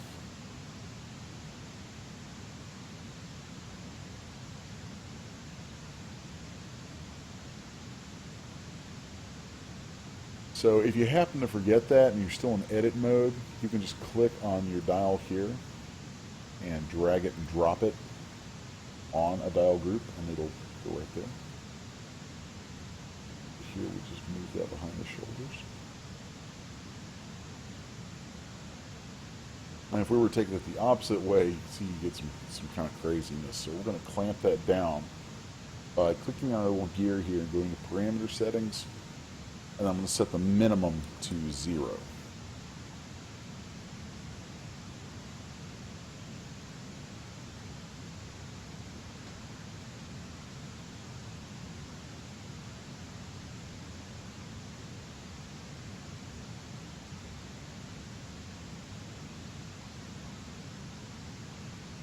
Okay. Now, the next thing I want to show you with creating these shapes for the hair is going to be a way of combining those rotational shapes with sculpted shapes. When you do this, this is going to open up just an endless pile of possibilities in what you can do. So here we're going to start out with let's say blown left engaged. And I'm going to send this over via GoZ. And you'll see now that since we linked it up when we sent GoZ over the first time, now it will replace our object. We could actually switch back based on the morph target that we stored. We're not going to, because that's not what we're doing right now. But I'm going to turn symmetry back off. And let's just mask off some stuff. Smooth things out. I'm going to invert my mask. And use my rotate transpose tool and my move transpose tool to alter the shape a bit.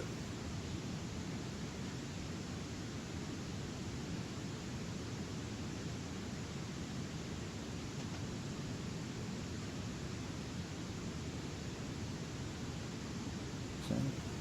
So I'm going to call this chaos left. I'm going to go Z it back over. We're going to call this chaos left. Let's go to advanced. Is there anything here that I want to set? In advanced, I want to set my property group. So we'll right click that, go into the actor hair controls. I'm going to hit accept. And now you'll see that that sculpted shape actually stacks right on top of the rotational dial shapes that we made.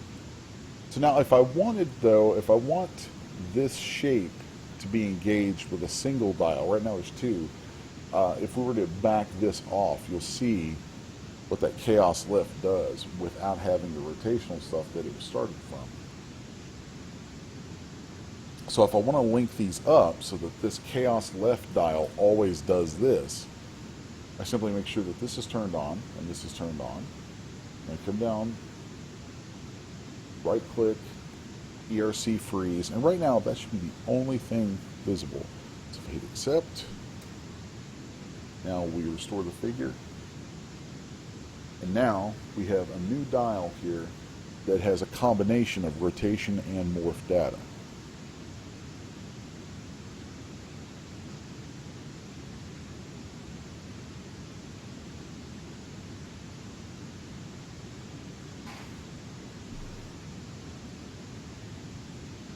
So that really kind of covers all of the particulars. Like that's really the big points of building hair in ZBrush. If you were here last time, well, the last seminar went over the modeling, and that's really where you have just a ton of stuff to think about.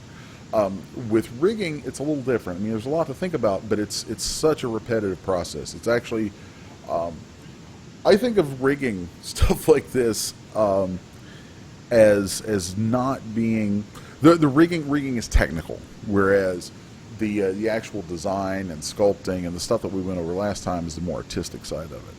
So this is really the technical stuff, and the technical stuff is very repetitive. So I'm not going to go joint by joint doing all the stuff that I would do in one of my kits for this, because that would take a lot of time. But this does show you the methods and techniques involved in getting there. So let's see.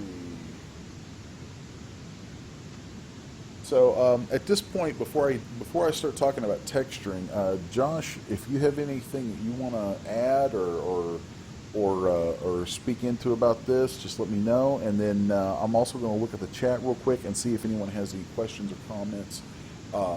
Or any concerns that they'd like to have answered. So let's kind of open things up for a minute before we go into texturing. Yeah, I got a quick question. Okay. Would you say that you get the best result of combining the two, rotational and the morphs too? Can you say that again? Would you say you get a better result by combining the rotations and the morphs together? Well, you get a different result. They each have their place. For instance, when you use just a morph data moves along a straight vector. So if you have a vertex, if you have vertex 1, let's say you have vertex number 200, and you want vertex number 200 to move from point A to point B, it's going to go from point A to point B in a perfectly straight line. That's all it can do. Whereas if you have rotational data, if you have a rotational movement that you're looking for, then you're going to need to move that with a joint so that it can move on an arc. Putting the two together allows you to kind of get the best of both worlds. So it's there's really not a better or worse. It's just kind of different uses for different approaches. Okay, that makes sense.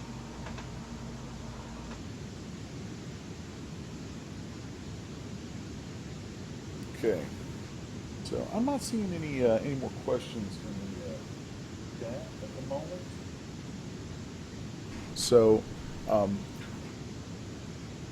going to take a quick drink and get ready to go into texturing. So if anyone needs to kind of stretch your legs for a minute, I know it's been about a half an hour since the last little break that I took, and I'm going to get a quick drink, stretch my legs, kind of get the blood pumping a little bit, and we'll come back and dive into the rest of this. So.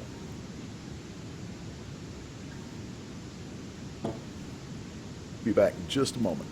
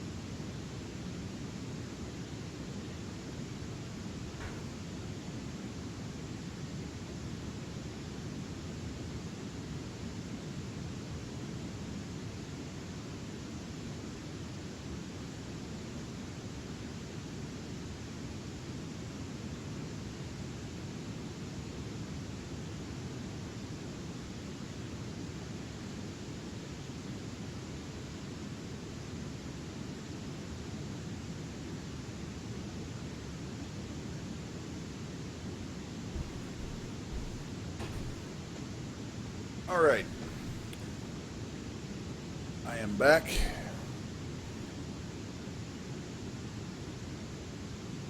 Let's see.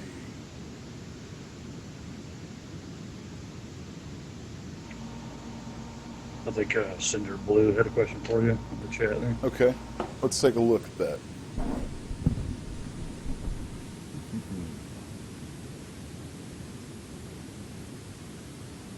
Roll back up a little bit here.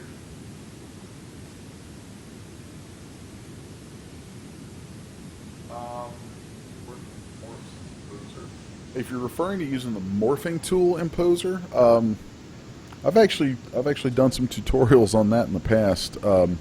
Really powerful little tool, some cool stuff. Honestly, it's good for certain things, in my opinion. I think the morphing tool it has its uses. I personally don't really use it that much for. I don't really use it that much for creating morphs, like what I think of morphs as really being, in the sense of creating shapes that are artistic or whatever. I actually use that morphing tool in there mostly for creating little fits and utilities on clothing to fix little poke throughs and stuff like that. But no, it's a really handy tool.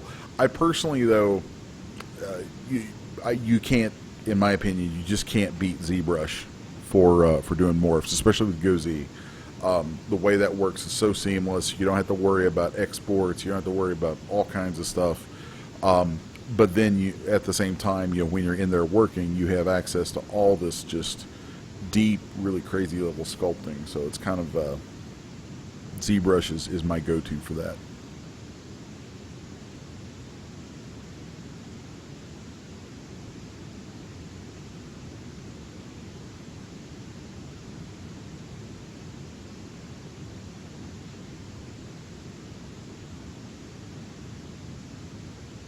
All right, so I'm going to restore this figure,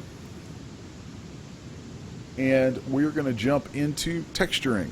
And I do this, apparently I do a lot of things a little differently than a lot of folks inside Poser and DS development, but that's okay. I'm going to share with you guys, I'm sharing with you guys some of my little approaches to things that are, that like me are odd, but they seem to work.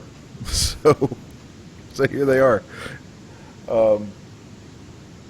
So I'm going to switch over to ZBrush, and I'm actually going to load up my hair strand development project. So it's a ZPR file, and when you load a ZPR file, boom, you will get this. Project has been changed. Would you like to save changes? No, I would not.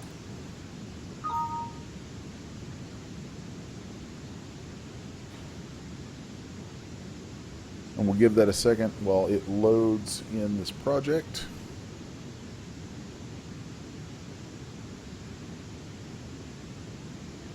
Sometime today, that would be magical.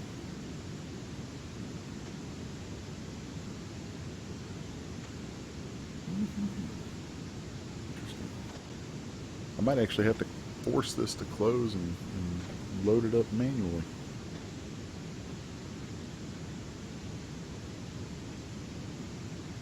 That's very odd.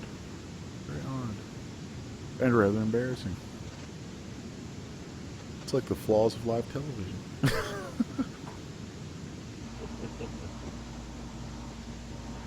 Josh and I work together semi-regularly, screen sharing and stuff while we're doing it, so there's quite a few moments like that where it's like, oh look, I'm crashing. Yay! Let's try this again, shall we?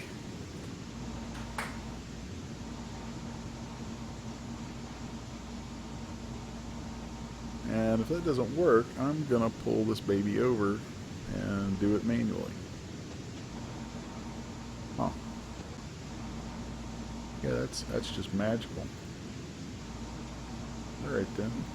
Well, fine. Be that way then.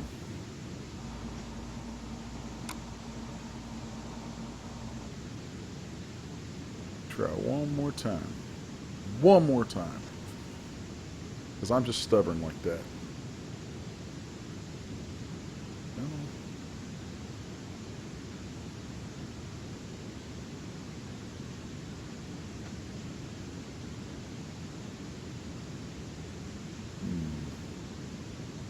There we go. Thank you, ZBrush, for finally playing along. Sometimes this program just gets kind of stupid and decides that it's going to be contrary, and you just have to kick it 4 or 5 times to get it back in gear.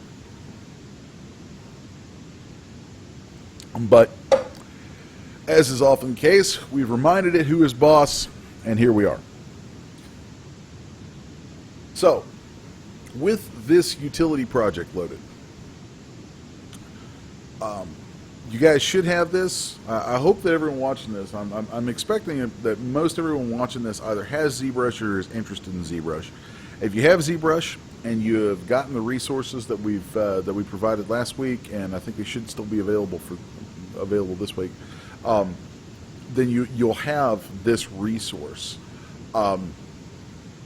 And the way this works, it's actually really easy to use, but it's got a couple little things that I've put into it that you kind of have to recognize going in.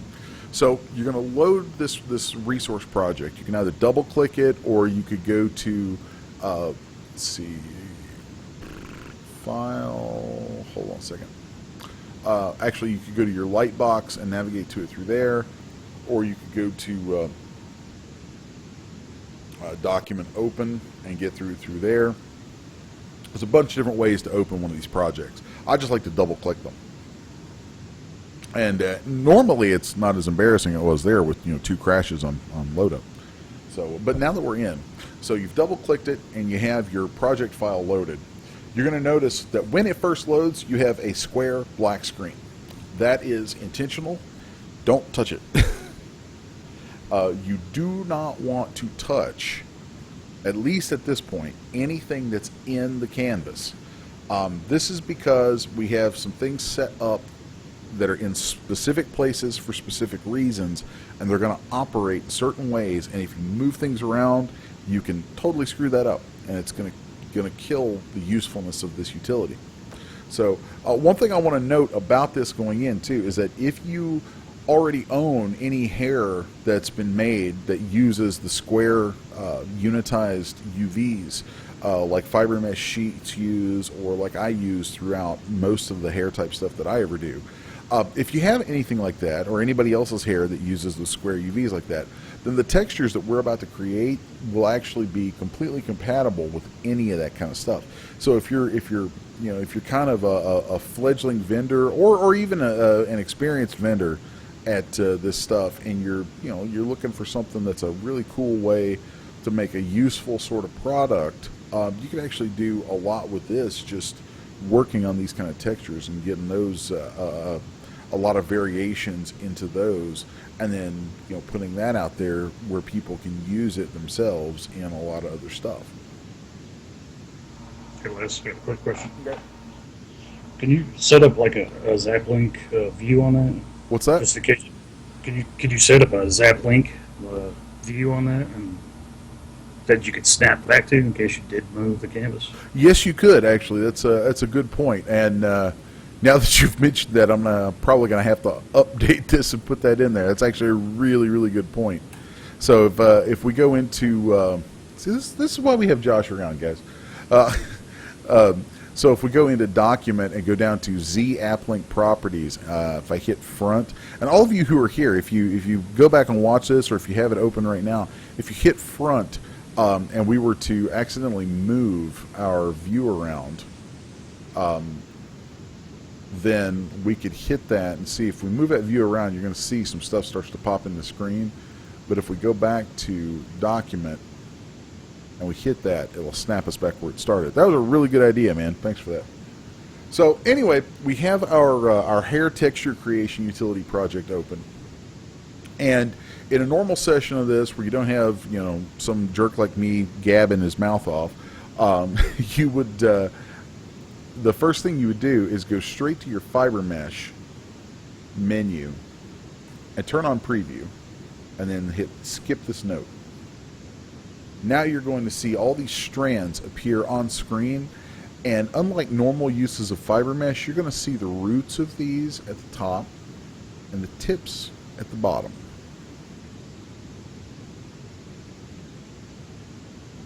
So now from here, if you wanted, you could just render this, and this would be a perfectly viable hair texture, but it's kind of boring. It's perfectly straight, it's kind of boring, kind of bland. So if we wanted to add a little bit of variation into this, a little bit of waviness or something like that, we could just go into our modifiers now and change, well, we could change coverage. We could create something that's a little more sparse instead of something that's so dense. We could change our coverage, or we could change max fibers. And those actually do very different things. If you change coverage, you're actually changing the thickness of each hair strand. If you change max fibers, you're changing the number of fibers present. So let's turn this back up to about just under 1,000. So, and you'll notice too that the numerical entry there in max fibers is multiples of 1,000.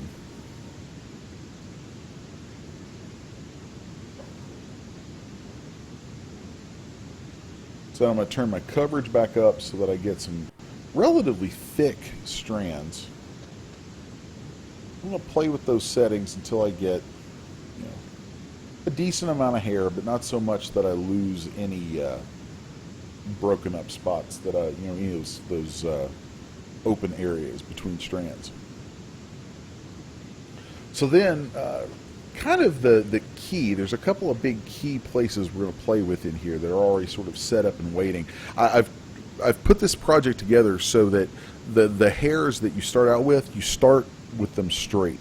Normally when you create new fiber mesh, it starts with them kind of curly, and first off, I find that incredibly irritating. And second, it's not really that useful for creating textures, whereas we start with them straightened out like this, then we've got a nice neutral baseline. So let's go into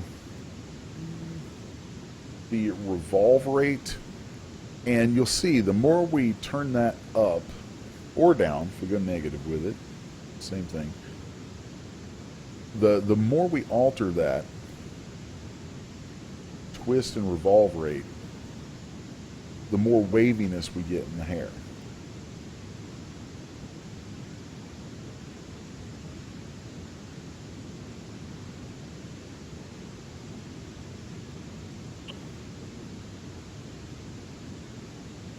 Also, we can play with this. If you click on where it says revolve radius, you can play with this and get some really cool effects.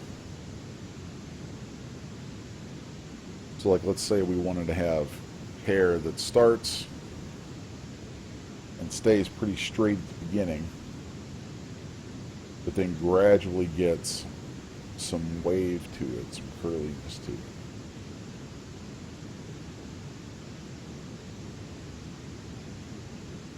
Let's make that a little more gradual. Then from there, I would hit BPR to render this. Now I can see I've got a strand kind of running off of my my canvas here from some of these settings. So we're going to tweak that. Oop.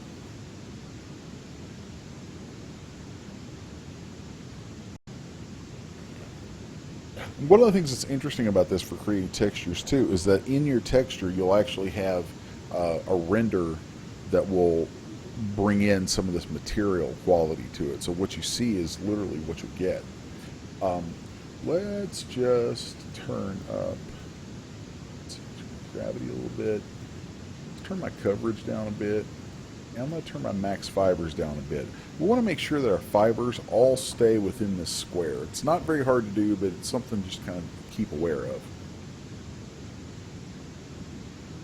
So if we turn this down, we can get something that's really sparse.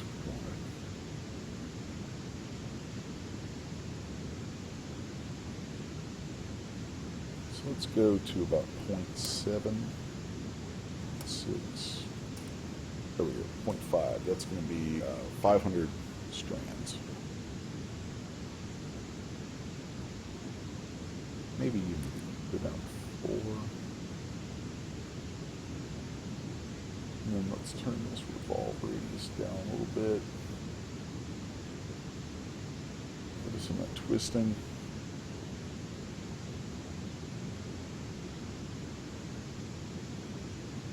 There we go. Now everything is inside our canvas. We're going to hit render.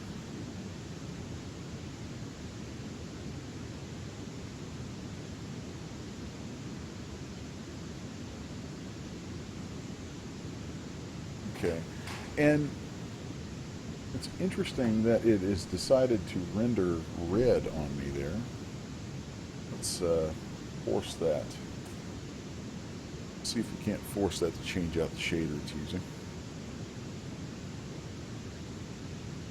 Okay, it must be picking that up from our object, so just going to double check that. I don't think. All right. Let's just restore that back. Yeah, I did not mean to do that.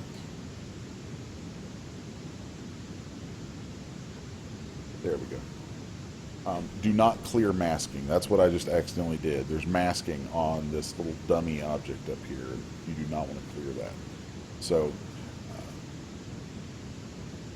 want to make sure that I flood this object so I keep my materials the way I want them. Actually, I want to flood it with a flat color material. And we'll do that by setting our color mode to material. We'll go to color, fill object.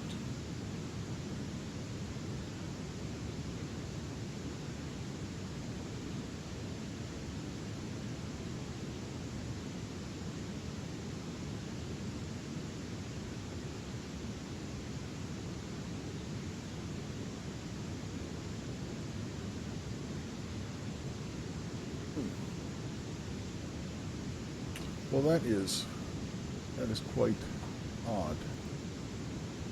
Quite odd. Oh, very interesting. Well, we're going to skip ahead then and show you just how to edit this stuff very directly. We'll hit accept. When it says, would you like to activate the fast preview mode, hit no.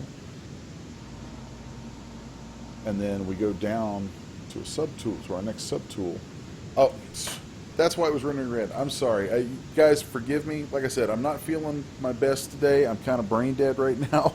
I had polyframe turned on, so make sure you have polyframe turned off. Let's try this again. I am so sorry.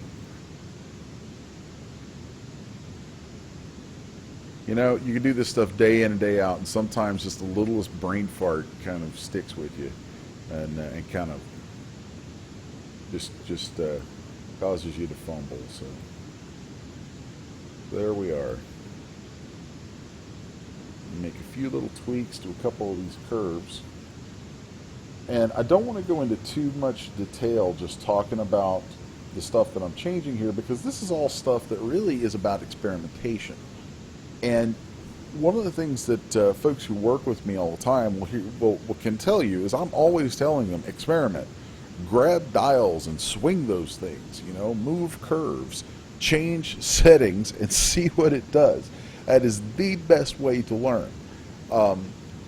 So often I encounter people with this stuff who will say, I want to know how to do this. And what they want is for you to teach them exactly how to do that. But that's not really actually teaching a whole lot. It's better for you to learn some of these ideas and then be able to play around with them. Now here, I've gone ahead and put some of this stuff together for you so it encapsulates that stuff into this project, but I still think that it's a good idea to go play around with these things and spend a lot of time experimenting on your own. So here, we've come down to a shape where we've tweaked a few settings here and there, and we've worked our way down to a shape that's inside the canvas, and now we should be able to render that.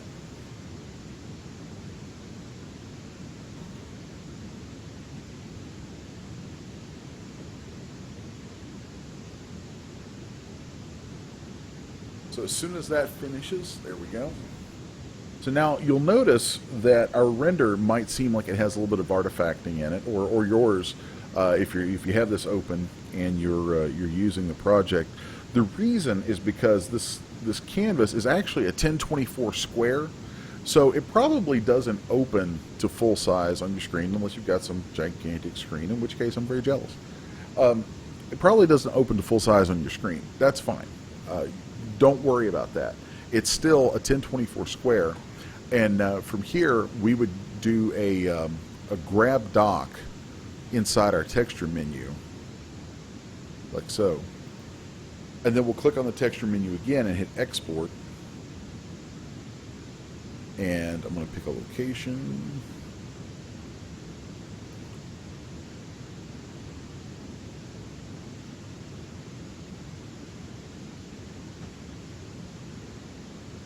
And I'm going to go put the output of this in a texture folder.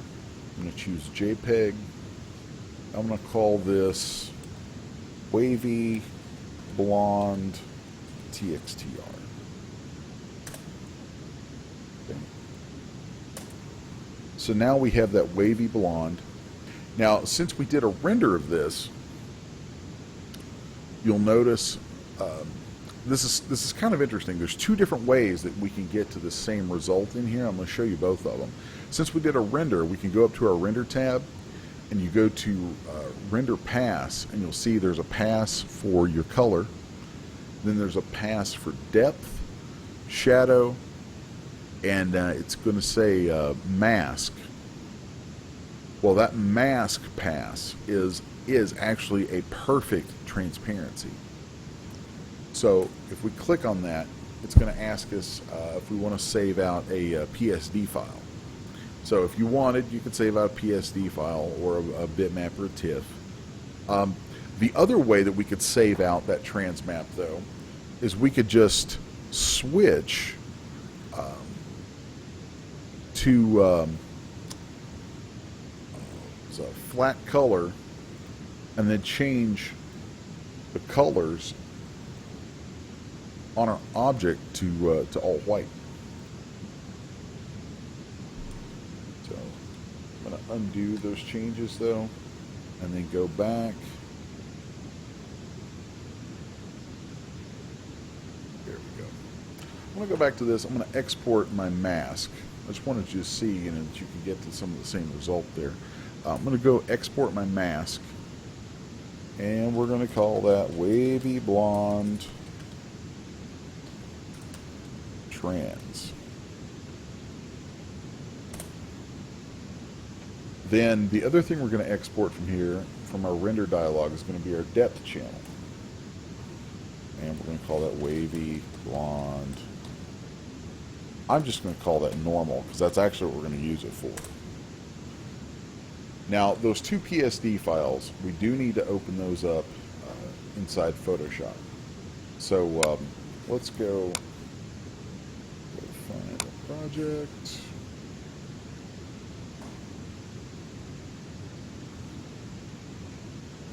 Let's see. There we go.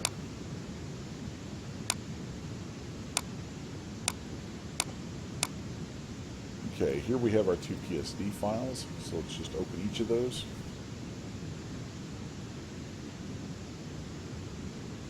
And so here you see that depth channel that we made. And if we want, we can just zoom in the rest of the way, just fit the screen.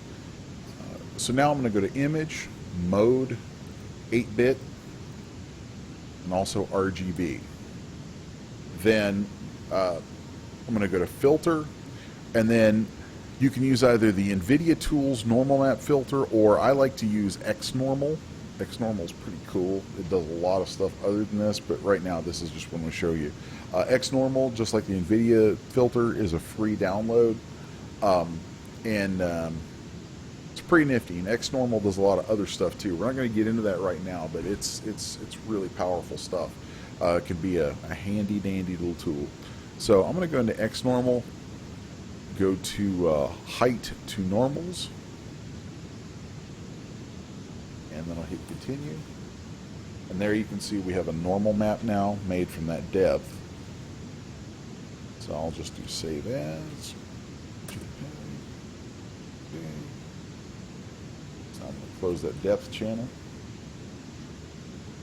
Then I want to grab my trans map, and here you can see that the trans map created from this, if we were to compare, let's just take a quick comparison of our texture.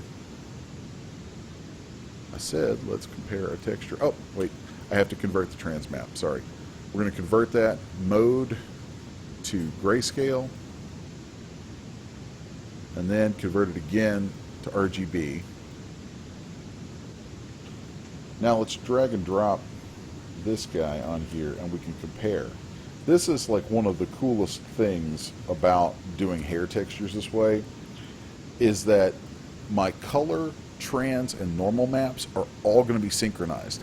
So here we have this very complex texture of this wavy hair with all these strands layered in and over each other. And then we get that. So as I turn that off and on, you can see how perfectly synchronized those maps are with each other. You cannot do that by hand. You just can't. That's just not going to happen. So, and that's kind of like one of these super cool things that I love about working in ZBrush, and particularly with that little utility that I've shared with you guys here, is that you could create these textures this way, and you could do all kinds of crazy stuff with it. I mean, I don't even want to start with all the different things that you can do with that. It's really up to you guys to kind of play with that and explore it. I hope to see some really cool texture packs maybe come out from folks, expanding on some of the hairs that are out there, because you could totally make all kinds of hair products that are currently on the market look 110% different than anything they've ever looked like before, just using this texture method.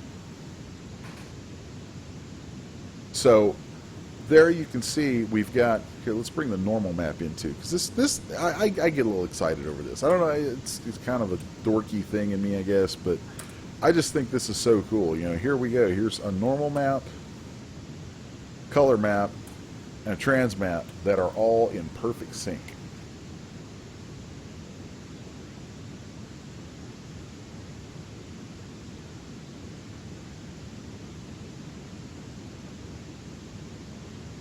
So from here, I would save out. So I'm going to save out my trans map.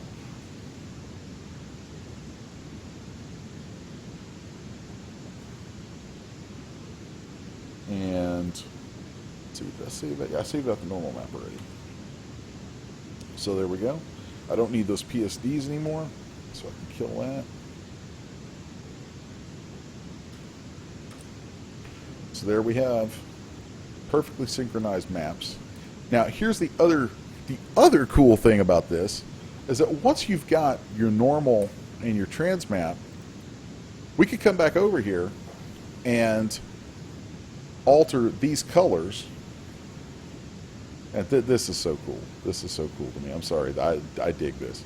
We can alter these colors, and so if we wanted to have some punk stuff with this crazy green at the tips and some really wild bright red at the base, there you go. You just do that, render it, and we'll give that a second to bake. But once that renders, we're going to export that as a JPEG, and it will be perfectly synchronized with that trans map and normal map. So we'll just go to texture, grab doc, export, and I'm going to call that, let's call that wavy red green texture.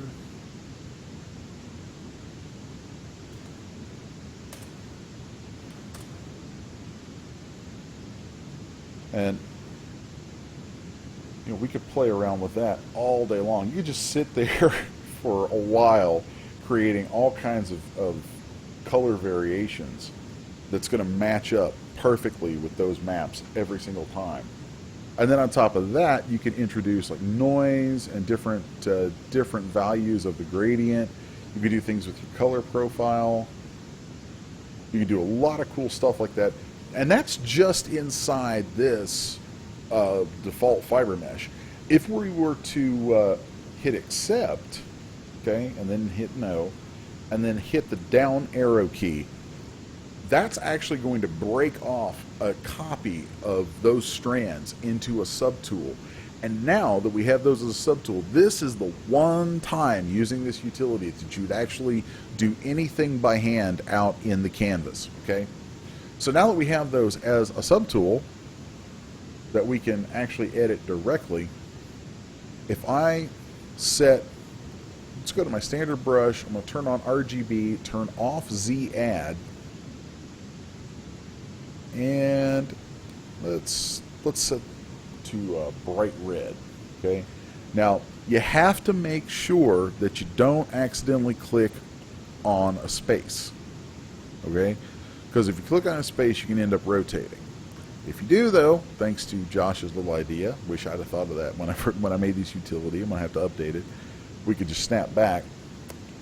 But you want to make sure that you put your mouse exactly over a piece of mesh. Now check that out.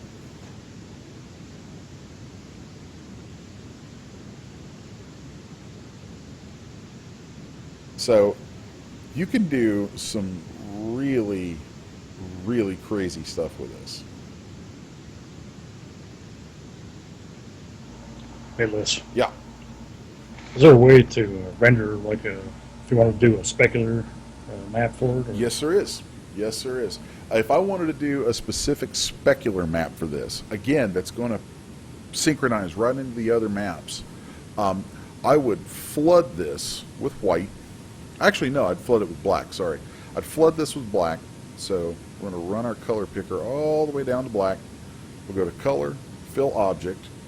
And there you can see just with this skin shade material, we have a little bit of speck showing up. Or we could go to our blend material. I like using the blend material, and we could play with our material settings, and the specularity would show up. Or you can go in and you can apply any of ZBrush's materials, and there you'll have them. So like if we were to choose this shiny material, you can see what you get with that. Or chrome, that one's not gonna yield such a great result. Let's go to maybe this gel shader. There you go. That one's got a ton of weird, crazy, cool spec in it. You could actually render that. Like, check this out. If we were to render that, we could actually render that and save that map out and make the hair silver, like silver hair strands.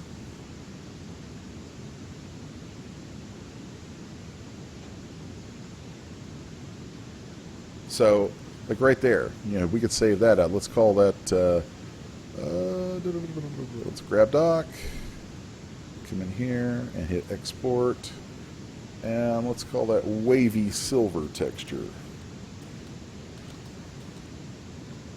Okay. But I'm going to go back to my blend because this is really where I see a lot of power. Is we'll go inside the materials here, go into modifiers. Hey, Liz. Yeah. Susan's asking if you could set up patterns, like a leopard fur or something like that. Yeah. Actually, there's a lot of different ways you could do that. Let me finish showing this with the specularity, and then I'll get to that for just a second. So, like, if we were to take the specular amount here and crank that up, and we could also alter the specular curve.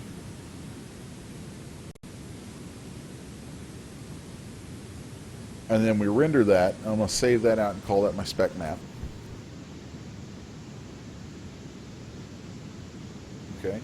So there, that's texture, grab doc, export, wavy, spec.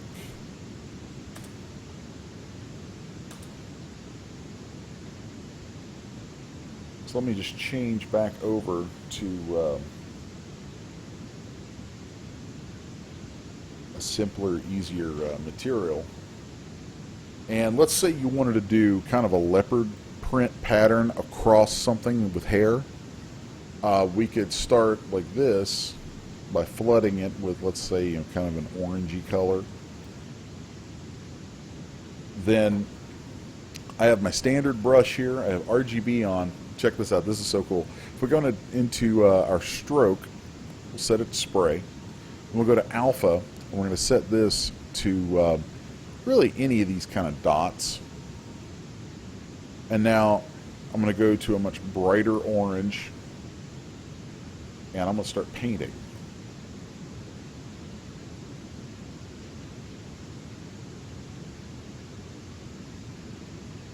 And then let's go to black. Put a dot there. So that, something like that, could yield a pattern for it.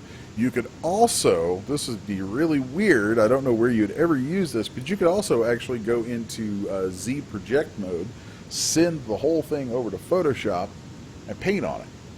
So like, let's just, let's flip the colors, flood them, and let's go to Z app link.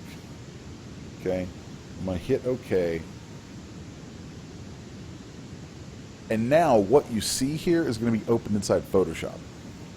So now whatever I do inside here, so let's say I wanted to take, like, this is actually a really cool thing to show. Let's take something that's more of a traditional style of hair texture. Right, this probably looks a little more like what you're used to seeing in products. Well, we could actually take that and toss it in here now inside Photoshop after having used Z-Applink. And actually, let's not do it that way. Let's do it like this. Let's just scale it width-wise.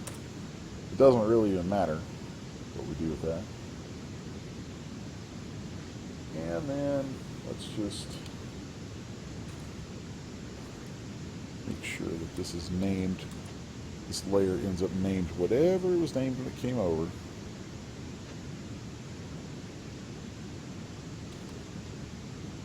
Okay, now if I hit save, there we go, and I'm going to pop back over to ZBrush. Okay, now I'm going to hit recheck, re-enter ZBrush, and accept. And I'm going to do that one more time, actually. Let's just copy all this. I had a slight error. So let's do Z-Applink, hit OK. Okay.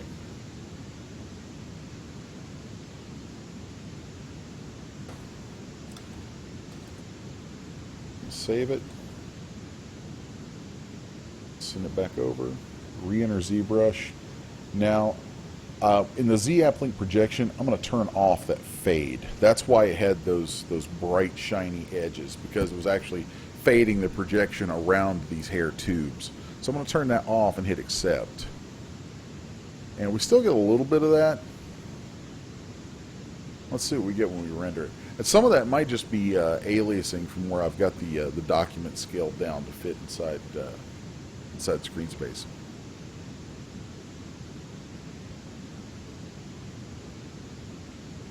There we go.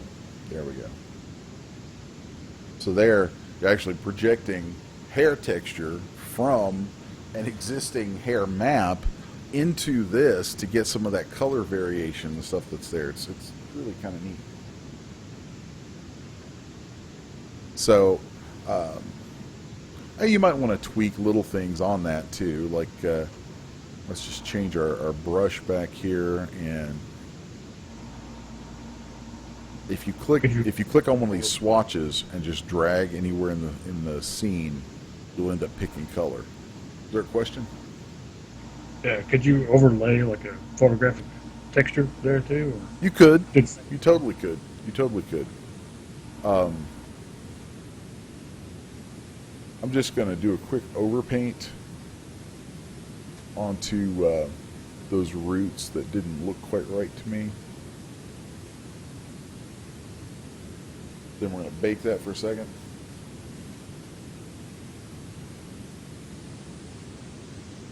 Okay. If you wanted, you could always edit some of this stuff in Photoshop too. It's one of the neat things, like, is having it like this. We could actually open up in Photoshop, like we could take the texture. It's so funny. I mean, at this point, once you have those synchronized maps, all bets are off at that point. There's so much you can do, it just gets ridiculous to even try and nail it all down. Like inside Photoshop, if I put that trans map in place, let's just rasterize that, and then I copy it, select all, copy, and I go to channels, make myself a new channel and paste that in there, okay? Now, if I hit control and click on that, and I come back out here, I could actually alter this here inside Photoshop really easily just with hue and saturation that now is going to be perfectly synced up.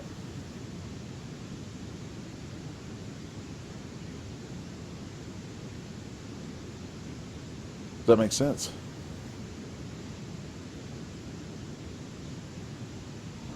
Yeah. So let's just do, here's a purple wave. So again, this is another way that you could sit and make all kinds of just crazy cool textural changes and stuff with this. if you wanted to bring in, photographic elements for hair or existing textures for hair, like let's bring this red in, right? Once we've got this in, then I could just control click now with that, and there we go. Now I would want to maybe mess with the blend mode of that a little bit so that we don't actually lose some of that cool geometric aspect of the strands. Like that's not bad. That's not too bad.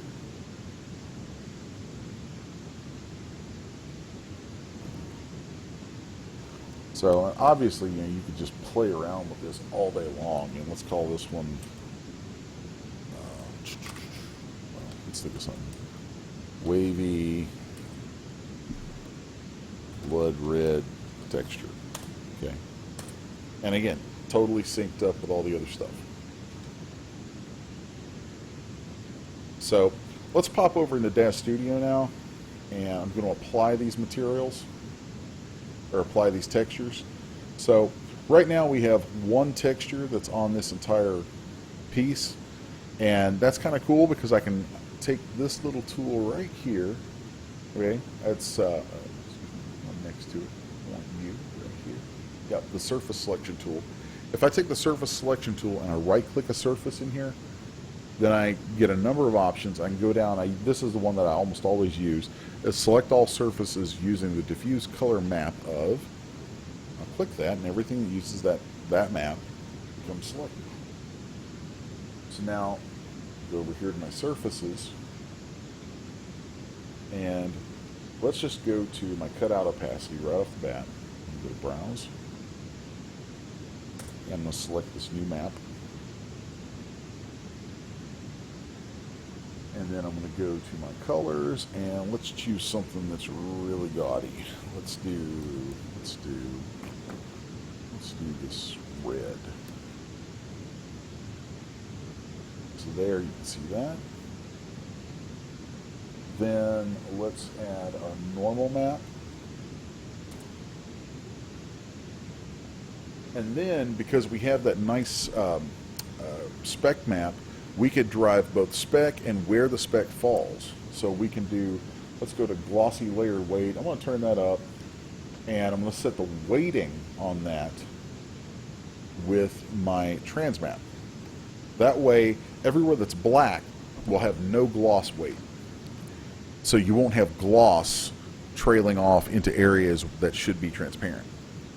Then, let's see, so glossy layer weight, then glossy color. I'm going to set that to use our specular map. And I'm going to set its actual channel color to white. So now let's go turn on iRay, and we'll give that a moment to chug through.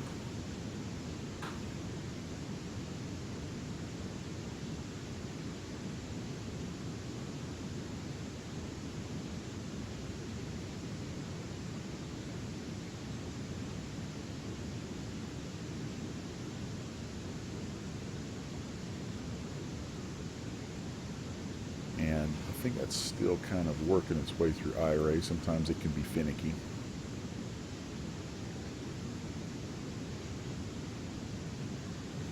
Come on, iRay.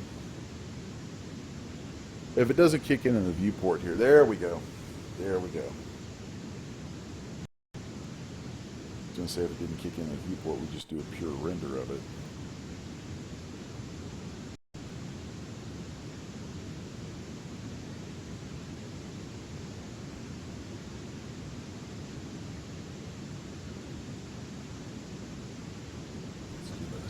Bake down. There we go. Sometimes it takes it a second to cook through those transparencies, but there you get you can see the results of all that stuff applied, and yeah, you have I think there's a nice sort of realism and granularity that you get from creating your maps this way.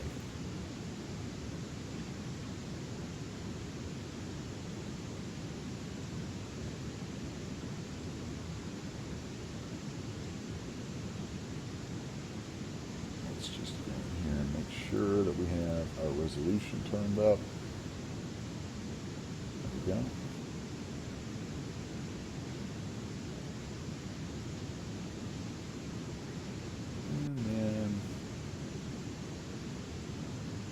Back a little bit.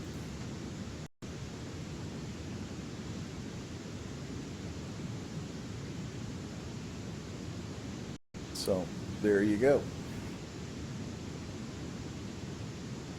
So I hope this kind of illuminates some things about about hair development, texturing it, a lot of different aspects of it. I know between the last session and this session, we've covered a huge amount of ground. And I don't expect all of that to sink in all at once. So watch the replays of these. Go back through, and if you have any questions, be sure to reach out to me with those, or pop those into the comments here on YouTube.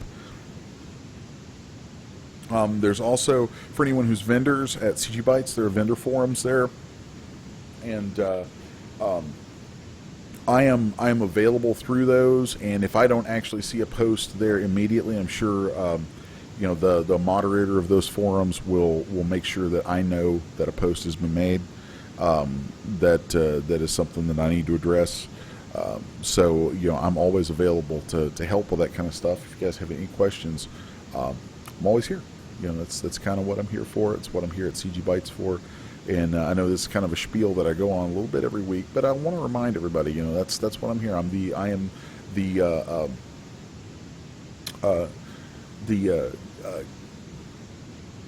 what's the word for it? Oh, I'm having a complete brain fart here. Director of Artist Development for CGBytes. That's technically the job title that I have there. I'm a consultant to them, helping, and I'm there to help folks like yourselves who want to become vendor artists. Hopefully making a little extra money, maybe even making all your income through this stuff. And I'm there to help you guys, learn new skills and expand what you can do so that you can make more cool stuff. I mean, that's the idea, is to help you make, better stuff than maybe you already do, or pick up some new tips and tricks. And so hopefully in the course of watching these, you get some of that. Hopefully you've got some ideas coming out of this, and I want to see some cool stuff getting made by folks. So, and like I said, if you have any questions at all, feel free to hit me with them. I'm pretty much always available. So that is going to bring this installment of our CGBytes Artist Development Seminars to a close. If there are any lingering questions, Josh, if you got any questions or comments that you'd like to drop on the folks, let's hear it, man. And if anyone out there has anything, I'm going to stick around for a couple of minutes and watch the chat, and hopefully we can interact a little bit there. So just let me know.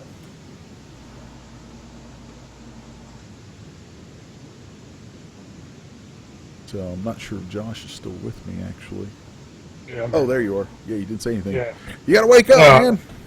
Yeah, I am the one supposed to be falling asleep over here today. I just didn't have any questions. Damn it, man. You're You're the worst sidekick ever. Yeah, I think you covered it pretty well, man. Cool, thanks.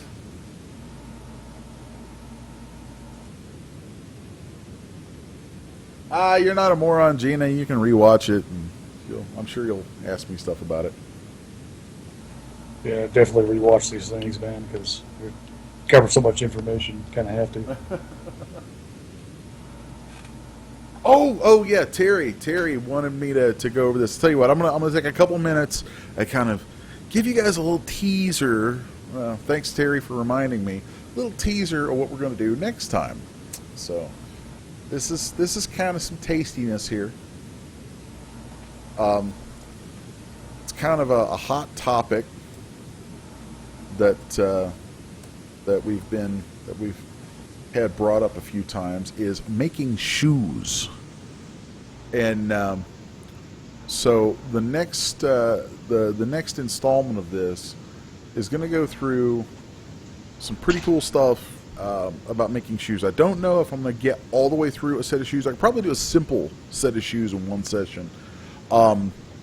So yeah, the next session that we do is going to be on developing shoes. Thinking about it, it's probably going to be broken into two sessions, actually. One that's going to focus on modeling and texturing them, and then another one that's going to focus on rigging them, because rigging shoes is actually kind of a black art in this stuff.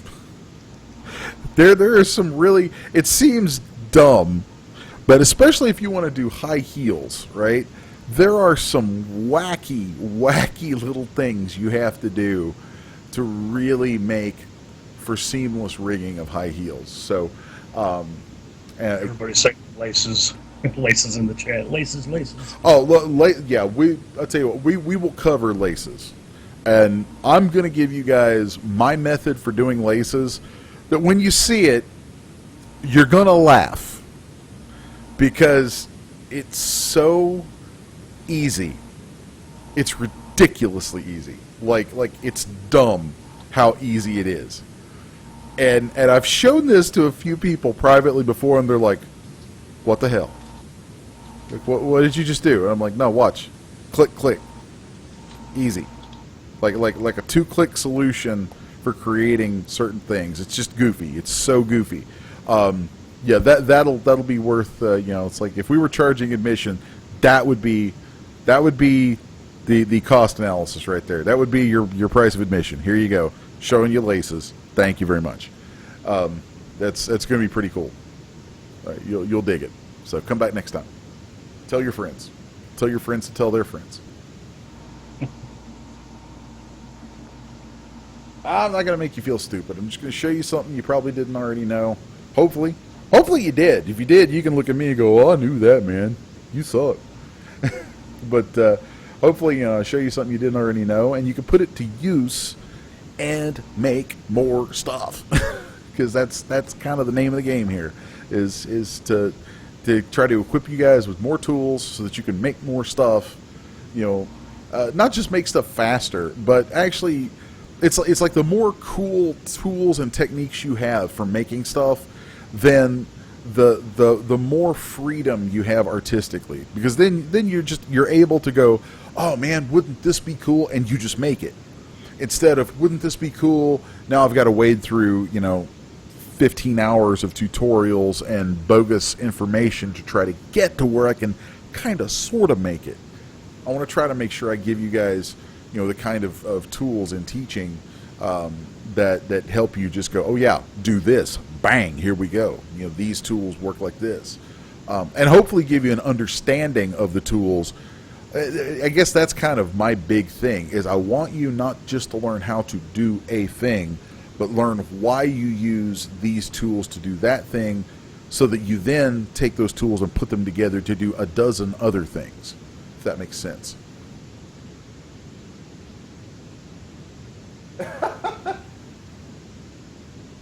The struggle has been real. Yeah, there's some magical tricks in Zbrush, man. Oh yeah.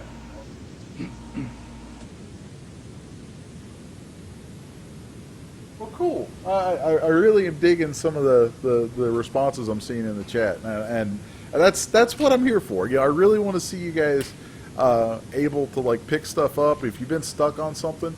And honestly, here's the thing. I want to see you folks give CGBytes a try as a place to sell your stuff, because it's a solid store with good people running it, and bring the stuff that you make to us. It's like, it doesn't have to be exclusive either. If you bring some stuff that you make to us, you become a CGBytes vendor. This is kind of one of those fringe benefits, or hopefully It might be a fringe benefit. It might be an aggravation. I don't know, but I hope it's a fringe benefit that as a CGBytes vendor, you have a few more direct channels to me for direct hands-on help with stuff.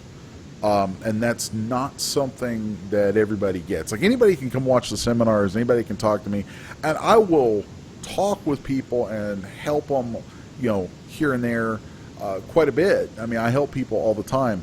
But if you're a CGBytes vendor, you've got me.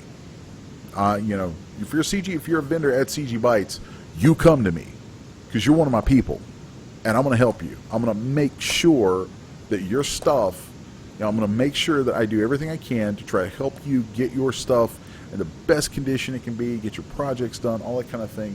There's a lot of cool stuff that can come with that. So that's just that's part of the it's part of the gig. It's part of the gig of coming on board at CGBytes. So yeah, the folks with CGBytes, hopefully they appreciate the plugging, because that was a good hard plug in there. That was a drink after that plug-in.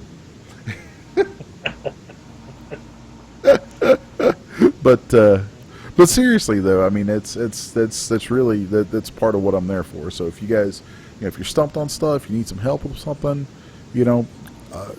come aboard, come over, get signed up to be vendors, and let's have at this thing, man. I think that we can make some cool stuff.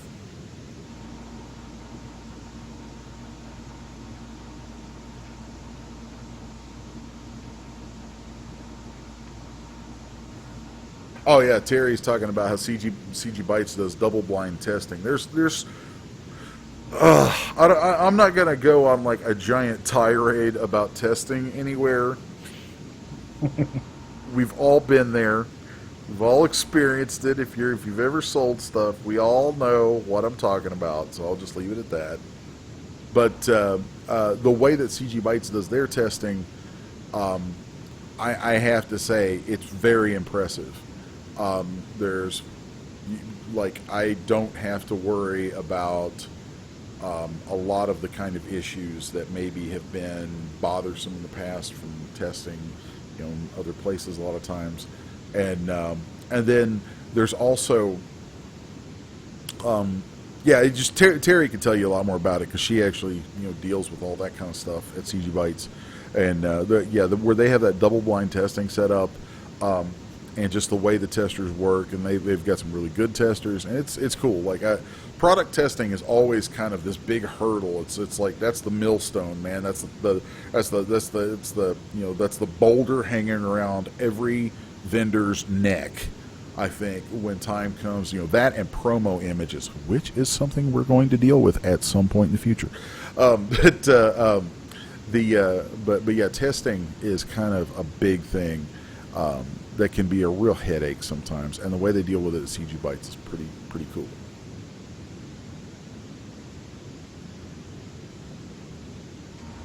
Yeah, I can attest that Terry is very helpful as well.